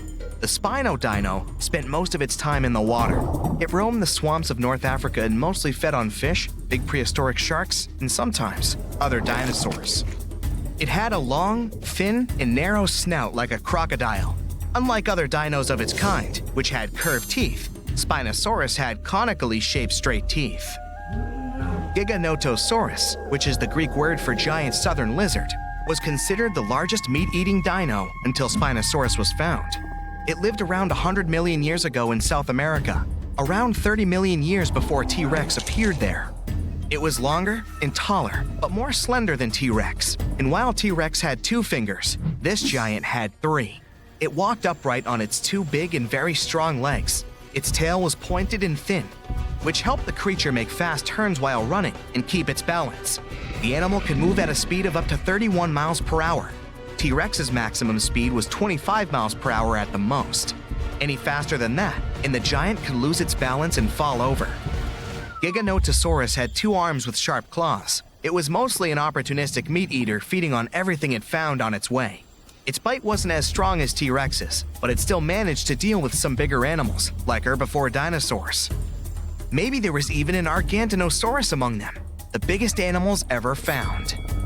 It's hard to imagine how Giganotosaurus could take down a 50-ton beast on its own. That's why scientists think they may have hunted in groups. The animal's only weakness was its small brain. It was twice smaller than T-Rex's. This means the T could at least win a chess game. Big retractable sickle-shaped claws in the creature's feet are great for cutting. Ladies and gentlemen, welcome Utahraptor. That's a mini T-Rex that lived 125 million years ago. If a big T-Rex was coming for you, you could hide under a rock or some other place where it wouldn't be able to reach you. But there would be no place where its mini version couldn't follow you. Discovered in Utah, strong, toothy, and armored with huge claws, more than 9 inches long, an adult Utahraptor was 20 feet long and 5 feet tall at the hip. These creatures were covered in feathers. This is why fully grown animals look like gigantic turkeys. The Utahraptor's main weakness was their size. They were a bit smaller than many other dinos, but these guys made up for that by hunting in packs. Allosaurus, which means a different lizard in Greek, was a massive carnivore reaching 40 feet in length and weighing 2 tons. It roamed the Earth around 150 million years ago. Similar to T-Rex, this dino had strong back legs and a large snout. Its mouth was full of sharp teeth. The animal easily lost them when eating, but they usually grew back. Allosaurus was already fully grown by the age of 15, and its lifespan was around 28 years. The creature had a short neck and a long, narrow skull, disproportionately big compared to the rest of its body.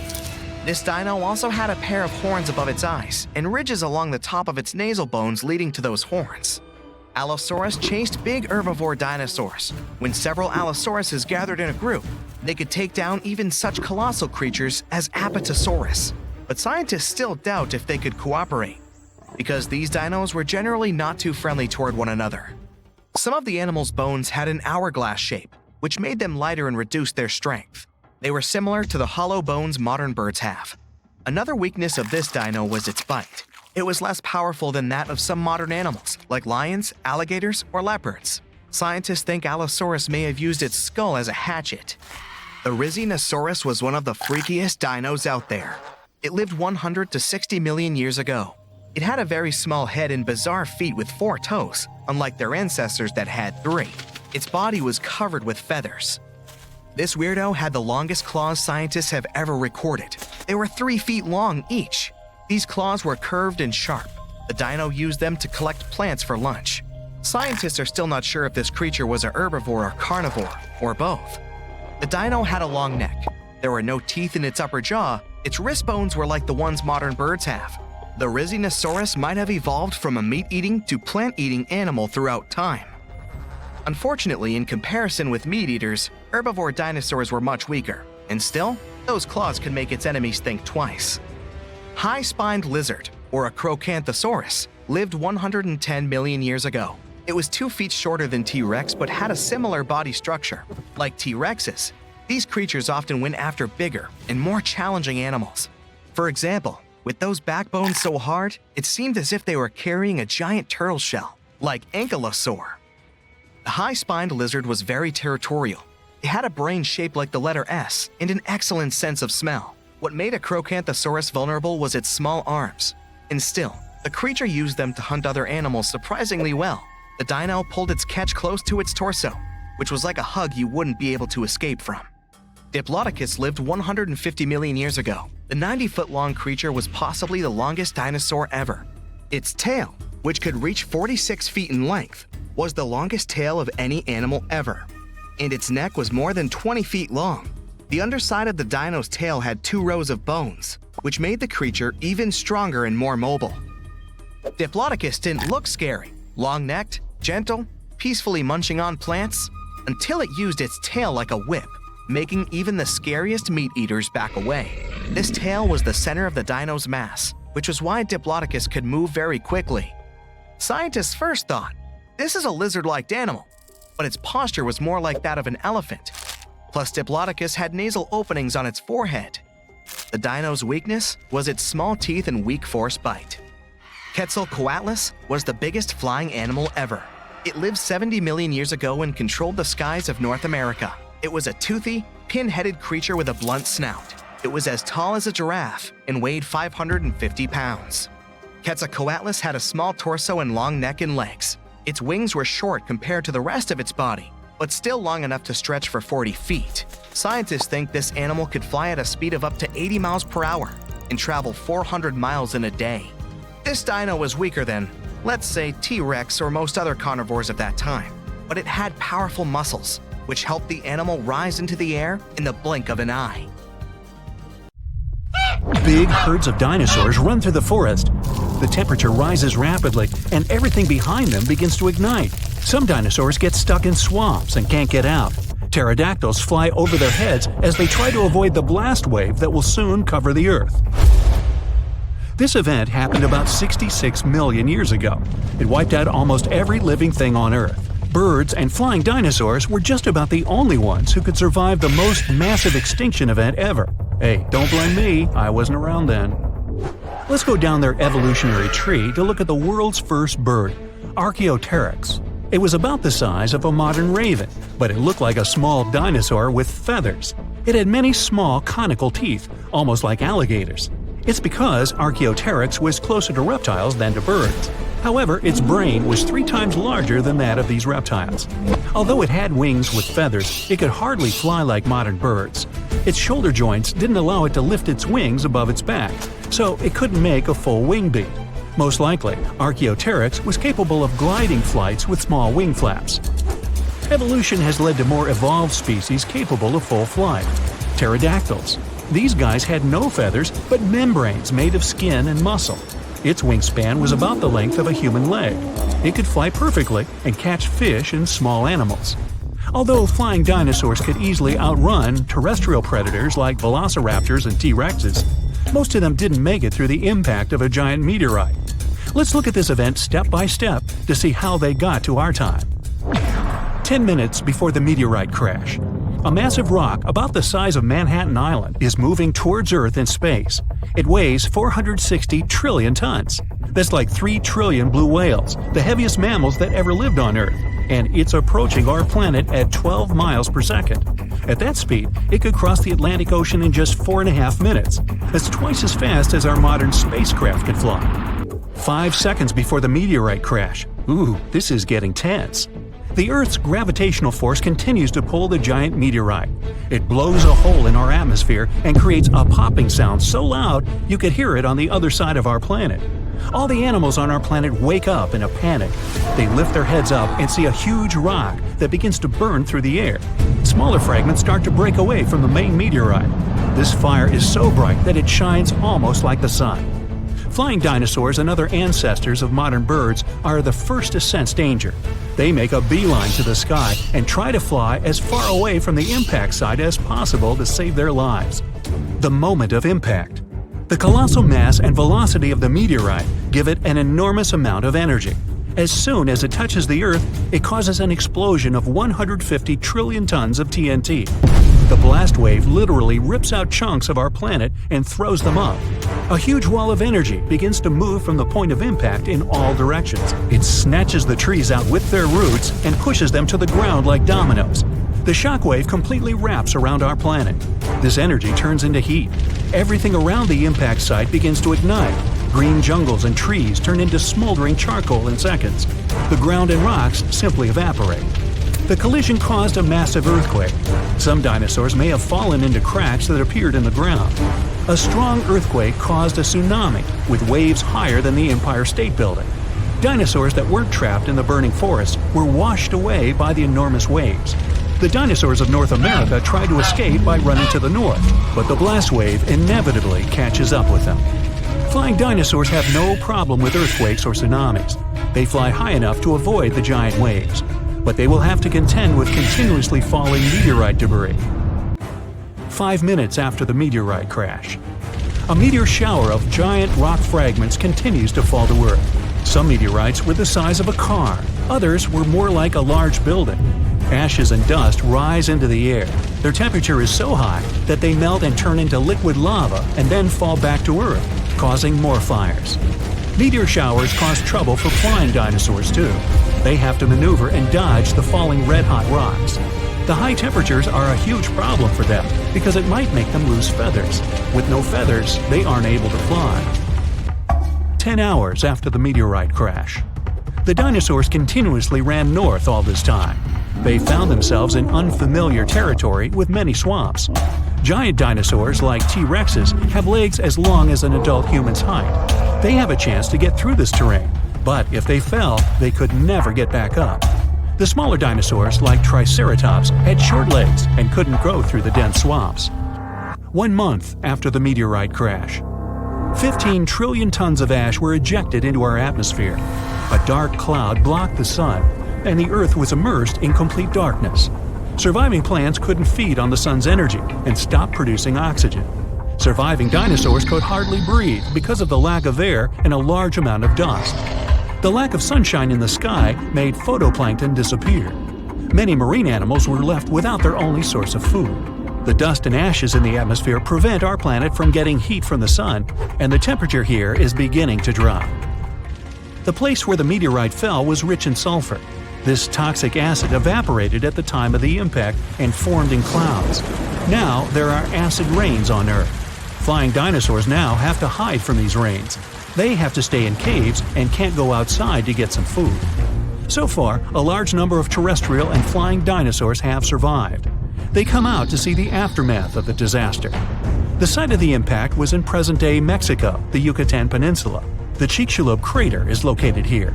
It's about 93 miles wide, like half of all of Lake Michigan, and it's 12 miles deep. You could plunge the whole Mount Everest in there, and there would still be 6.5 miles of available space. It wasn't the impact itself that made the dinosaurs disappear. The fire destroyed most of the plants the herbivorous dinosaurs ate. With no food, their numbers dwindled rapidly. Predatory dinosaurs had nothing to eat either. Acid rain and the disappearance of phytoplankton threatened all marine life. Even though birds managed to avoid the blast waves and tsunami, they were short of food too. About 80% of all birds didn't make it to the end of the extinction event. The problem was that all of the forests on Earth were wiped out. Most birds would nest and live in trees. Besides that, the forests were always full of food, from all kinds of ants and termites to flying insects and small mice. So, only those species that lived on the ground and could fly well survived. Most likely, they fed on the seeds of small surviving plants. This habit made flying dinosaurs lose their teeth during evolution. Instead of jaws with a bunch of sharp teeth, they got long beaks to grab tiny seeds from the ground. Although Earth looks like a terrible place to live now, there's an evolutionary boom for birds. They have to travel long distances in search of food. Their wings get stronger. They also feel safe from predators who regarded them as food before. No T-Rex now catches a sleeping bird off guard. About 1,000 years after the collision, the first dense forests appear. It gives another boost to evolution. 1,000,000 years later, forests full of food are populated by the ancestors of modern mouse birds. And 65 million years later, in modern times, we have about 10,000 species of birds. Pigeons, crows, eagles, and hawks, even penguins. These are all descendants of the dinosaurs. But there were other survivors. Some alligator and crocodile ancestors were able to adapt to changing conditions. About 80% of turtle species managed to survive the mass extinction, and now their descendants live among us. Snakes and lizards were also able to wait out the hard times in their burrows. Even some mammals, like monotremes, survived. This hedgehog-sized animal was able to continue to evolve. Many millions of years later, these mammals evolved into primates, which later gave life to modern humans. Much later came the iPhone.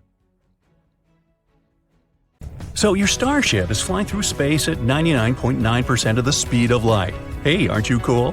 The stars turn into bright continuous lines. Infinite outer space has shrunk into a tunnel. A bright flash ahead. Boom! Starship shoots out of the tunnel like a cork. You see the ancient Earth. The computer says you went back 70 million years.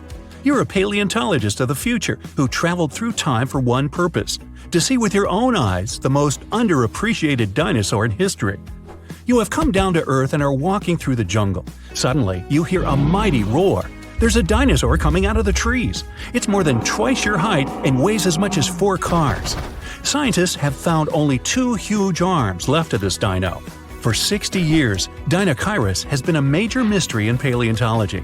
Now we can see this creature in its entirety. They managed to find a complete set of fossils in Mongolia. Translated from Latin, the name of this dinosaur means terrible hand.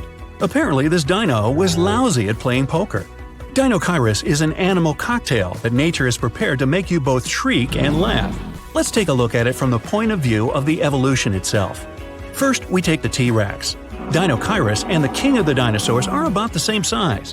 From the T-Rex, we'll only leave the powerful hind legs and the long tail. Instead of small forelimbs, we'll attach mighty 8-feet-long arms. And let's not forget about the fingers with razor-sharp claws. Each claw is as long as a kitchen knife. Then we add a hump like a camel's, a neck like an ostrich's, and a horse's head. And instead of a toothy mouth, we put a duckbill. Now our Dinosaurus is ready. It also has long and sharp claws on its flat feet. Such broad soles help it walk along the river bottom and not sink into the silt. Most scientists believe it was covered in feathers too. Plants were the main dish on this dinosaur's menu. To digest plant food, Dinosaurus swallowed stones. Many modern birds do the same. Stones in the stomach grind the tough plant fibers. In one of the Dinosauruses, scientists found 1,400 of those. Yes, this dino had a huge belly, which slowed it down a lot. With such a size, Dinosaurus lived for a very long time, 75 to 300 years, give or take. In a 100-million-year-old piece of amber, they found strange bones. They belong to the smallest dinosaur known to science. Take 2 paper bills from your wallet. This dino weighed the same. It was about the size of a modern hummingbird. Scientists don't know what the tiny dinosaur looked like more, a lizard or a bird, but they're pretty sure it could fly and hunted insects. Over 100 sharp teeth confirm that. What happens when you cross a chicken and a crocodile? You get one of these bad guys, a Hesperonychus. This dinosaur was small but had quite an attitude. It lived in North America and probably hunted mammals. It weighed only 4 pounds and was covered in feathers like a chicken. If the sloth was a dinosaur, it would look like a Suzhou lizard. It moved on 2 legs, was as tall as a modern giraffe, but weighed 3 times as much. Suzhou lizard had feathers on its body, and a long neck helped it look in all directions. Overall, the tail of this dinosaur made it look like a giant rat on 2 legs. When scientists first saw the fossils of this animal, they didn't believe they were real. The Hulskaraptor looks like a hybrid of a velociraptor and an ostrich, only this dino was the size of a goose. The creature's strong hind limbs confirmed that it could walk on land. The dinosaur hunted fish, diving underwater for its prey. Now, we're used to flying animals having 2 wings, but evolution loves to break the rules.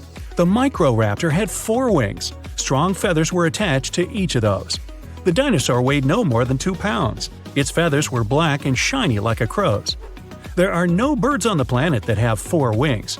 That means they evolved from 2-winged dinosaurs. Microraptor was the dead-end branch of evolution that didn't give way to any new species of animals.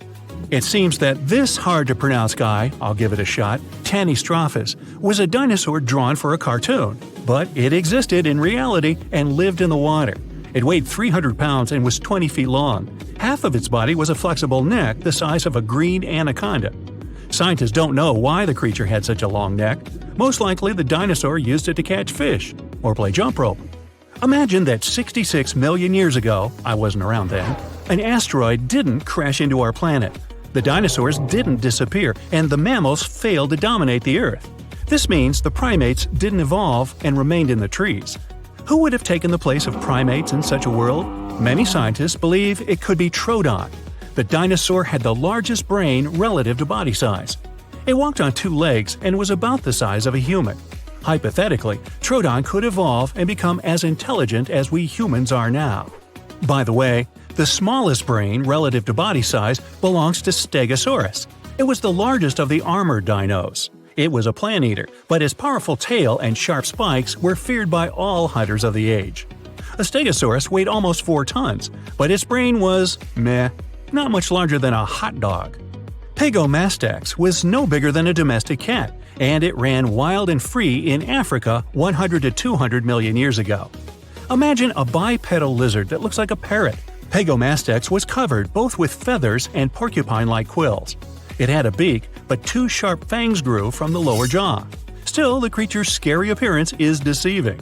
The dino ran fast and could bite hard, but it was a peaceful plant eater all the same. Now, this one, Linhenicus, lived 80 million years ago. It resembled an ostrich that weighed like a medium-sized parrot. It could run quickly and hunted insects. Instead of arms, this dinosaur grew 2 tiny fingers with claws on their ends. It's the only one-fingered dinosaur known to science.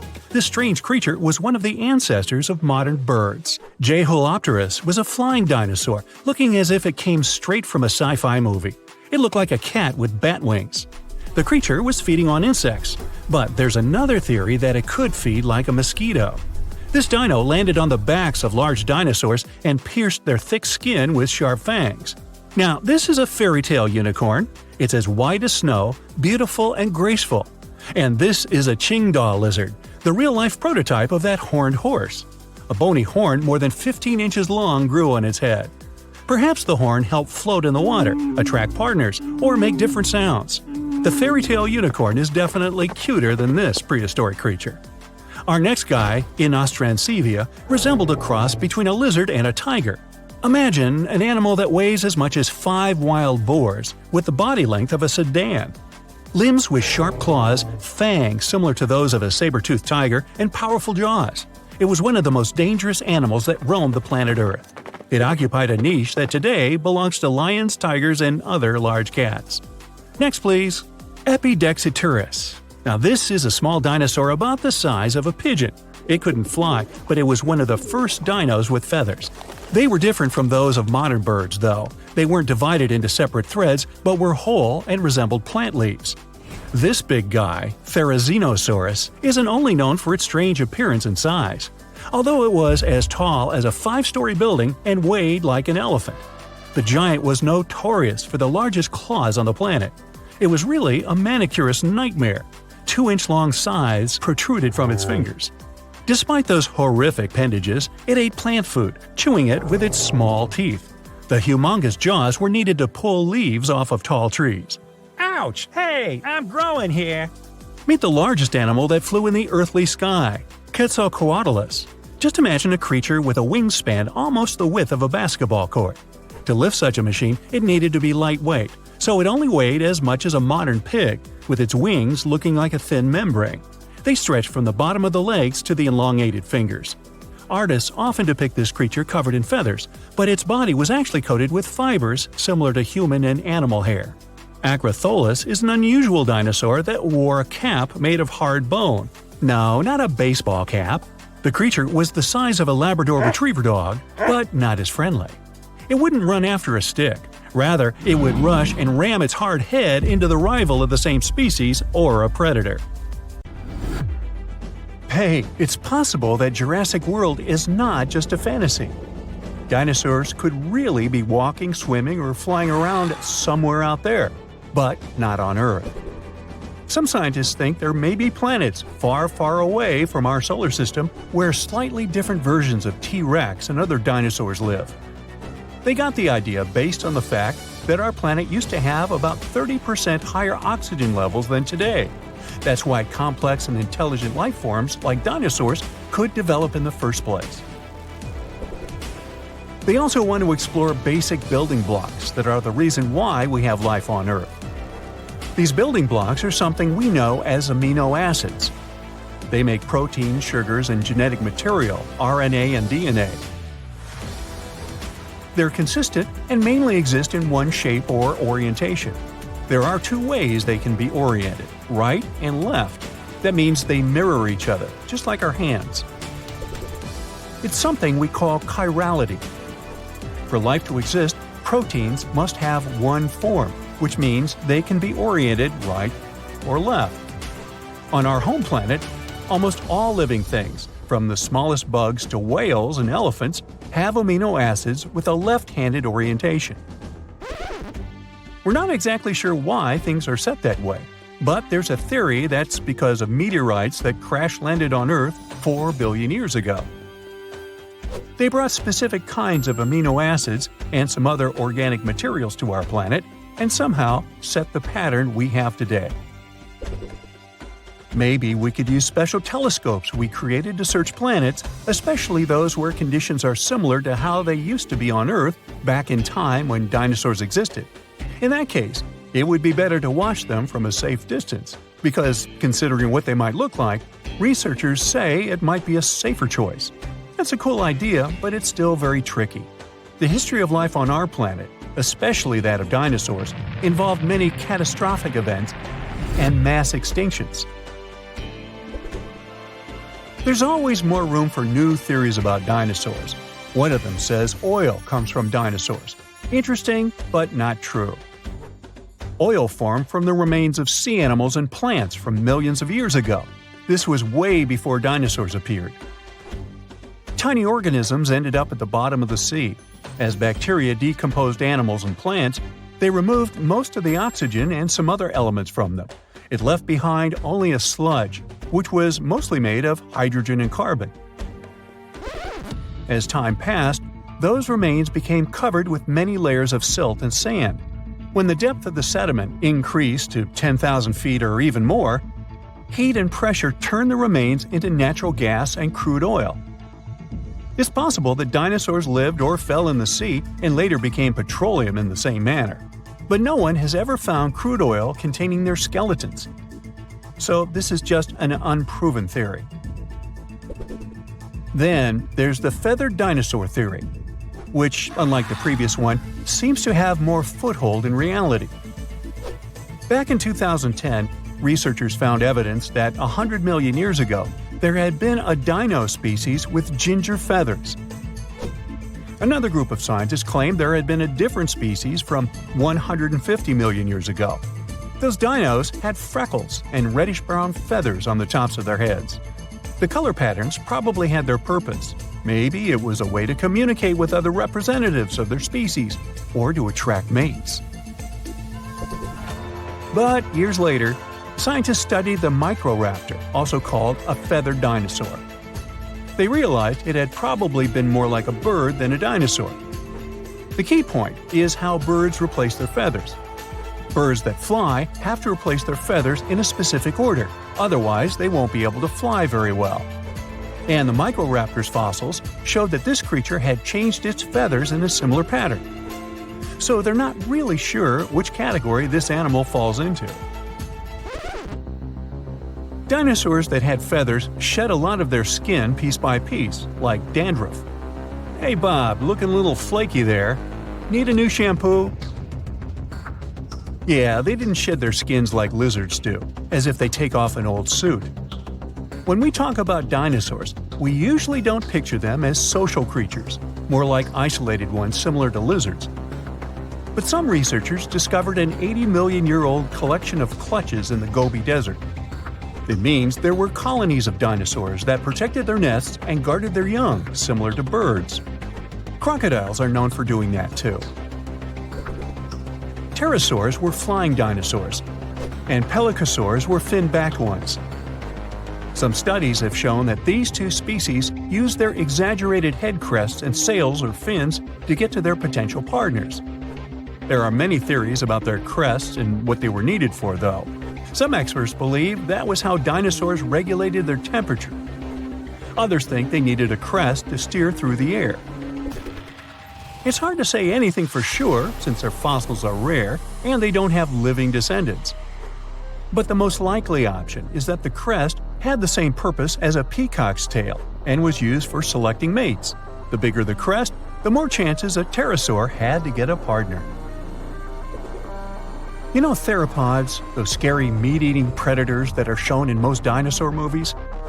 Well, they might have enjoyed eating plants way more than tearing flesh. Not all of them, but it's possible that many of them weren't as fierce as we might think.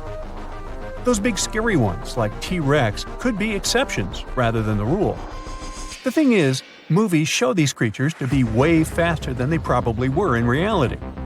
They could probably run just a little bit more quickly than the average human runner.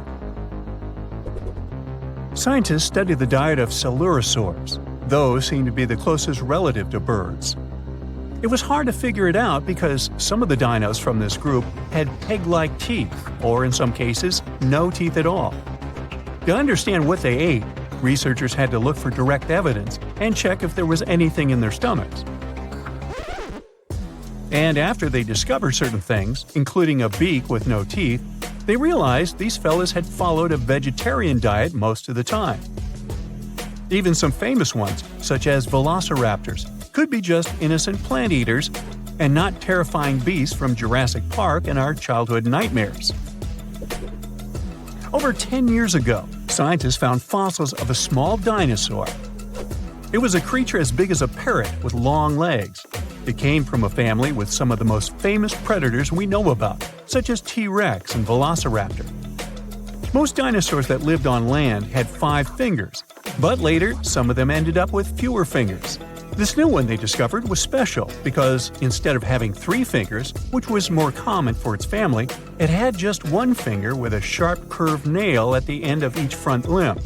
This creature probably used this 1 finger to dig into insects' nests to feast. Even though we know all about the asteroid that wiped out dinosaurs, some have other theories. One paleontologist even had an idea that dinosaurs had possibly reached their end because they had been eating one another. This especially worked for ancestors of fierce, scary predators such as the Tyrannosaurus rex. It's possible they ate so many eggs of other dinosaurs that many species just went extinct. Once they started eating the eggs of very big dinos that we know as sauropods, it's possible they started getting bigger too. And no dinosaur mother could stop them from eating her eggs because she couldn't be around all the time. There were other big predatory animals that ate eggs, even early mammals.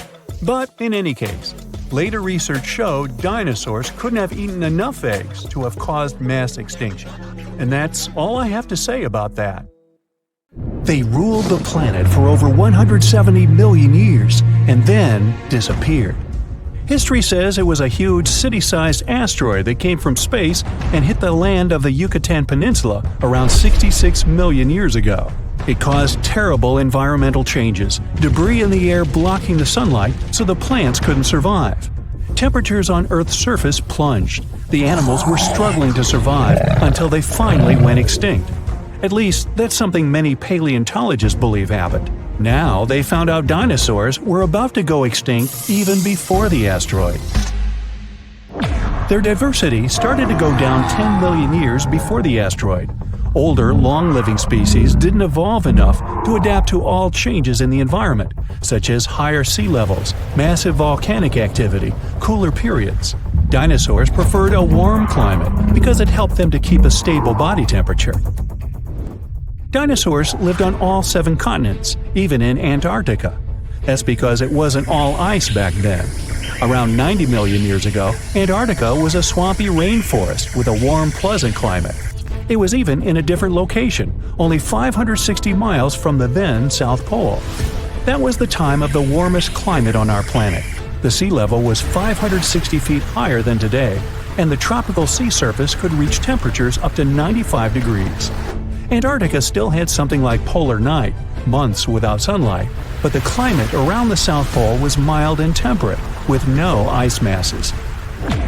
Dinosaurs didn't shed their skin in one long piece like today's reptiles do.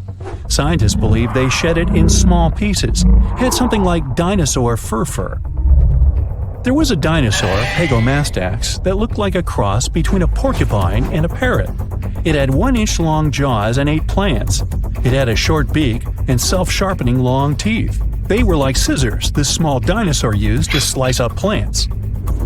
Our modern lion has a mighty bite, but a big and scary T-Rex bites more than 2 times stronger. The king of the dinosaurs has the strongest bite amongst all land animals, 3.5 times stronger than today's record holder, the Australian saltwater crocodile. It also had the longest teeth, almost 10 inches long, the length of an iPad. Most modern animals are either warm-blooded or cold-blooded. Dinosaurs were somewhere in between. Scientists think they mainly were mesotherms, which means the activity of their muscles could warm their bodies, but their body temperature could fluctuate too. Many dinosaurs, such as Triceratops and Stegosaurus, had spikes, plates, horns, crests, or other bizarre structures on their bodies. In the beginning, scientists thought that's for things like defense. They had neither sharp teeth nor hooked claws on the toes to hunt. But soon, they expanded the theory. It was probably a way to impress their mates and identify members of their kind. One species, namely Pachycephalosaurus, even had a funky bone hat on top of its head. Scary, tall as buildings, massive. That's what we saw in the movies, but dinosaurs mainly were human-sized or even smaller. Bigger bones were easy to be fossilized, so that's why we mostly find gigantic species. Eoraptor, or dawn stealer, was the first named dinosaur. Small and toothy, like me, it got its name because it comes from the dawn of the dinosaur age, the size of a German shepherd, but probably not that friendly. Arched back, sharp bony plates, curved tail. Ankylosaurus were some sort of giant, much-spikier dinosaur version of an armadillo. Its weak spot was a soft underbelly, but meat-eating dinos that were after this one had to flip that guy first to get there. Still, it was really tough because of their impressive gear. Scientists believe they even had bony eyelids. Some dinos ate meat, others plants, and some of them could nibble even on pebbles. One dinosaur, called Gallimimus, couldn't physically chew all those plants it ate, so it would ingest pebbles to mash up the food. Gallimimus looked like some weird alien mix of dinosaur and bird. But it couldn't dribble a basketball because its wrists weren't capable of keeping the palms parallel to the floor. And they had no three-point shot. The largest dinos were plant eaters. Meat eaters, or so-called theropods, were mostly smaller. One reason is that plant-eating dinosaurs were very greedy. They would devour enormous amounts of food, sometimes even swallowing the entire branches without chewing. Some of the biggest could eat a ton of food every day, like a bus-sized pile. There were also more plant-eating dinosaurs than the other ones. Scientists are still not sure if meat-eating dinosaurs were able to coordinate themselves in hunting groups. They were probably unfriendly towards each other, especially when it comes to sharing prey. Fossils and the shape of delicate bones in the eye tell dinosaurs mostly roamed around during the day. Scientists think only smaller meat-eating dinos, like Velociraptor, were active during the night. They were after those small mammals snuffling around and trying to find food while big dinosaurs were asleep, or that's what they thought. Those small mammals were usually burrowing animals that survived both dinosaur reign and ice age hiding underground. Not all mammals were hiding from dinosaurs. Some small but sneaky creatures, like Reptinomammus, would steal the eggs from big dinosaurs, which was a big thing considering they had to trick the mama dinosaur first. Researchers believe dinos tried to flap on the ground to get faster at running up inclined terrains to catch their prey. Such behavior caused them to learn how to fly, which of course happened through thousands of years. Dinosaurs were fuzzy and fluffy. They are related to birds, but even those early dino species that didn't fly had feathers, like gigantic, scary, fuzzy T-Rex. Movies lied. You just can't stand still and expect a T-Rex would pass you by. Its vision was probably better than one today's raptors have. Even without it, they still had a pretty good sense of smell. Running could help it though. Scientists calculate T-Rex could probably run at 12 miles per hour. It would shatter its bones at a greater speed. Some dinos had tails more than 45 feet long. Tails helped them to keep their balance when running, especially those that walked on two legs. Velociraptors were not like raptors we see on the screen, but more like some sort of prehistoric chickens.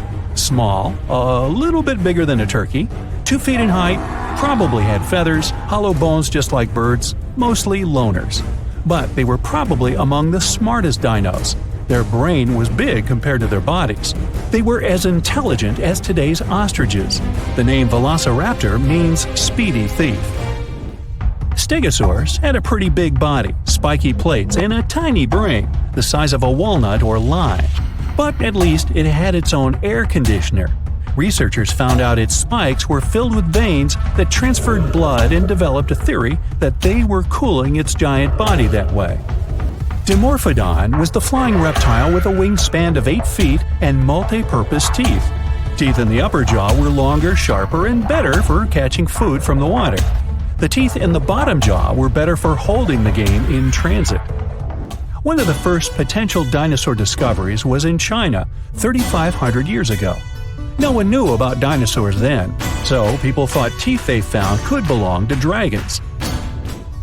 The Hadrosaurus was a duck-billed dino with more than 1,000 teeth. When they would fall off, it could grow new ones indefinitely. Dinosaurs' eggs were pretty big, some as big as beach balls. Now that's a number. The Baryonyx was a big fan of fish. Its name means a heavy claw, and it got it because of big extended claws that were pretty sharp and made up the thumb of each hand. When catching fish, they used the claws like spears. Mosasaurus, also popular in movies, was not quite the dinosaur but a marine lizard, closely related to monitor lizards and snakes. Like a snake, it had jaws that could expand when swallowing the food. These creatures were speedy. They had a tail fin and flipper-like paddles instead of arms and legs. Researchers believe they had a weak sense of smell and poor perception of depth, so they had to develop a unique hunting technique, waiting for their snack to come up to the surface for some air.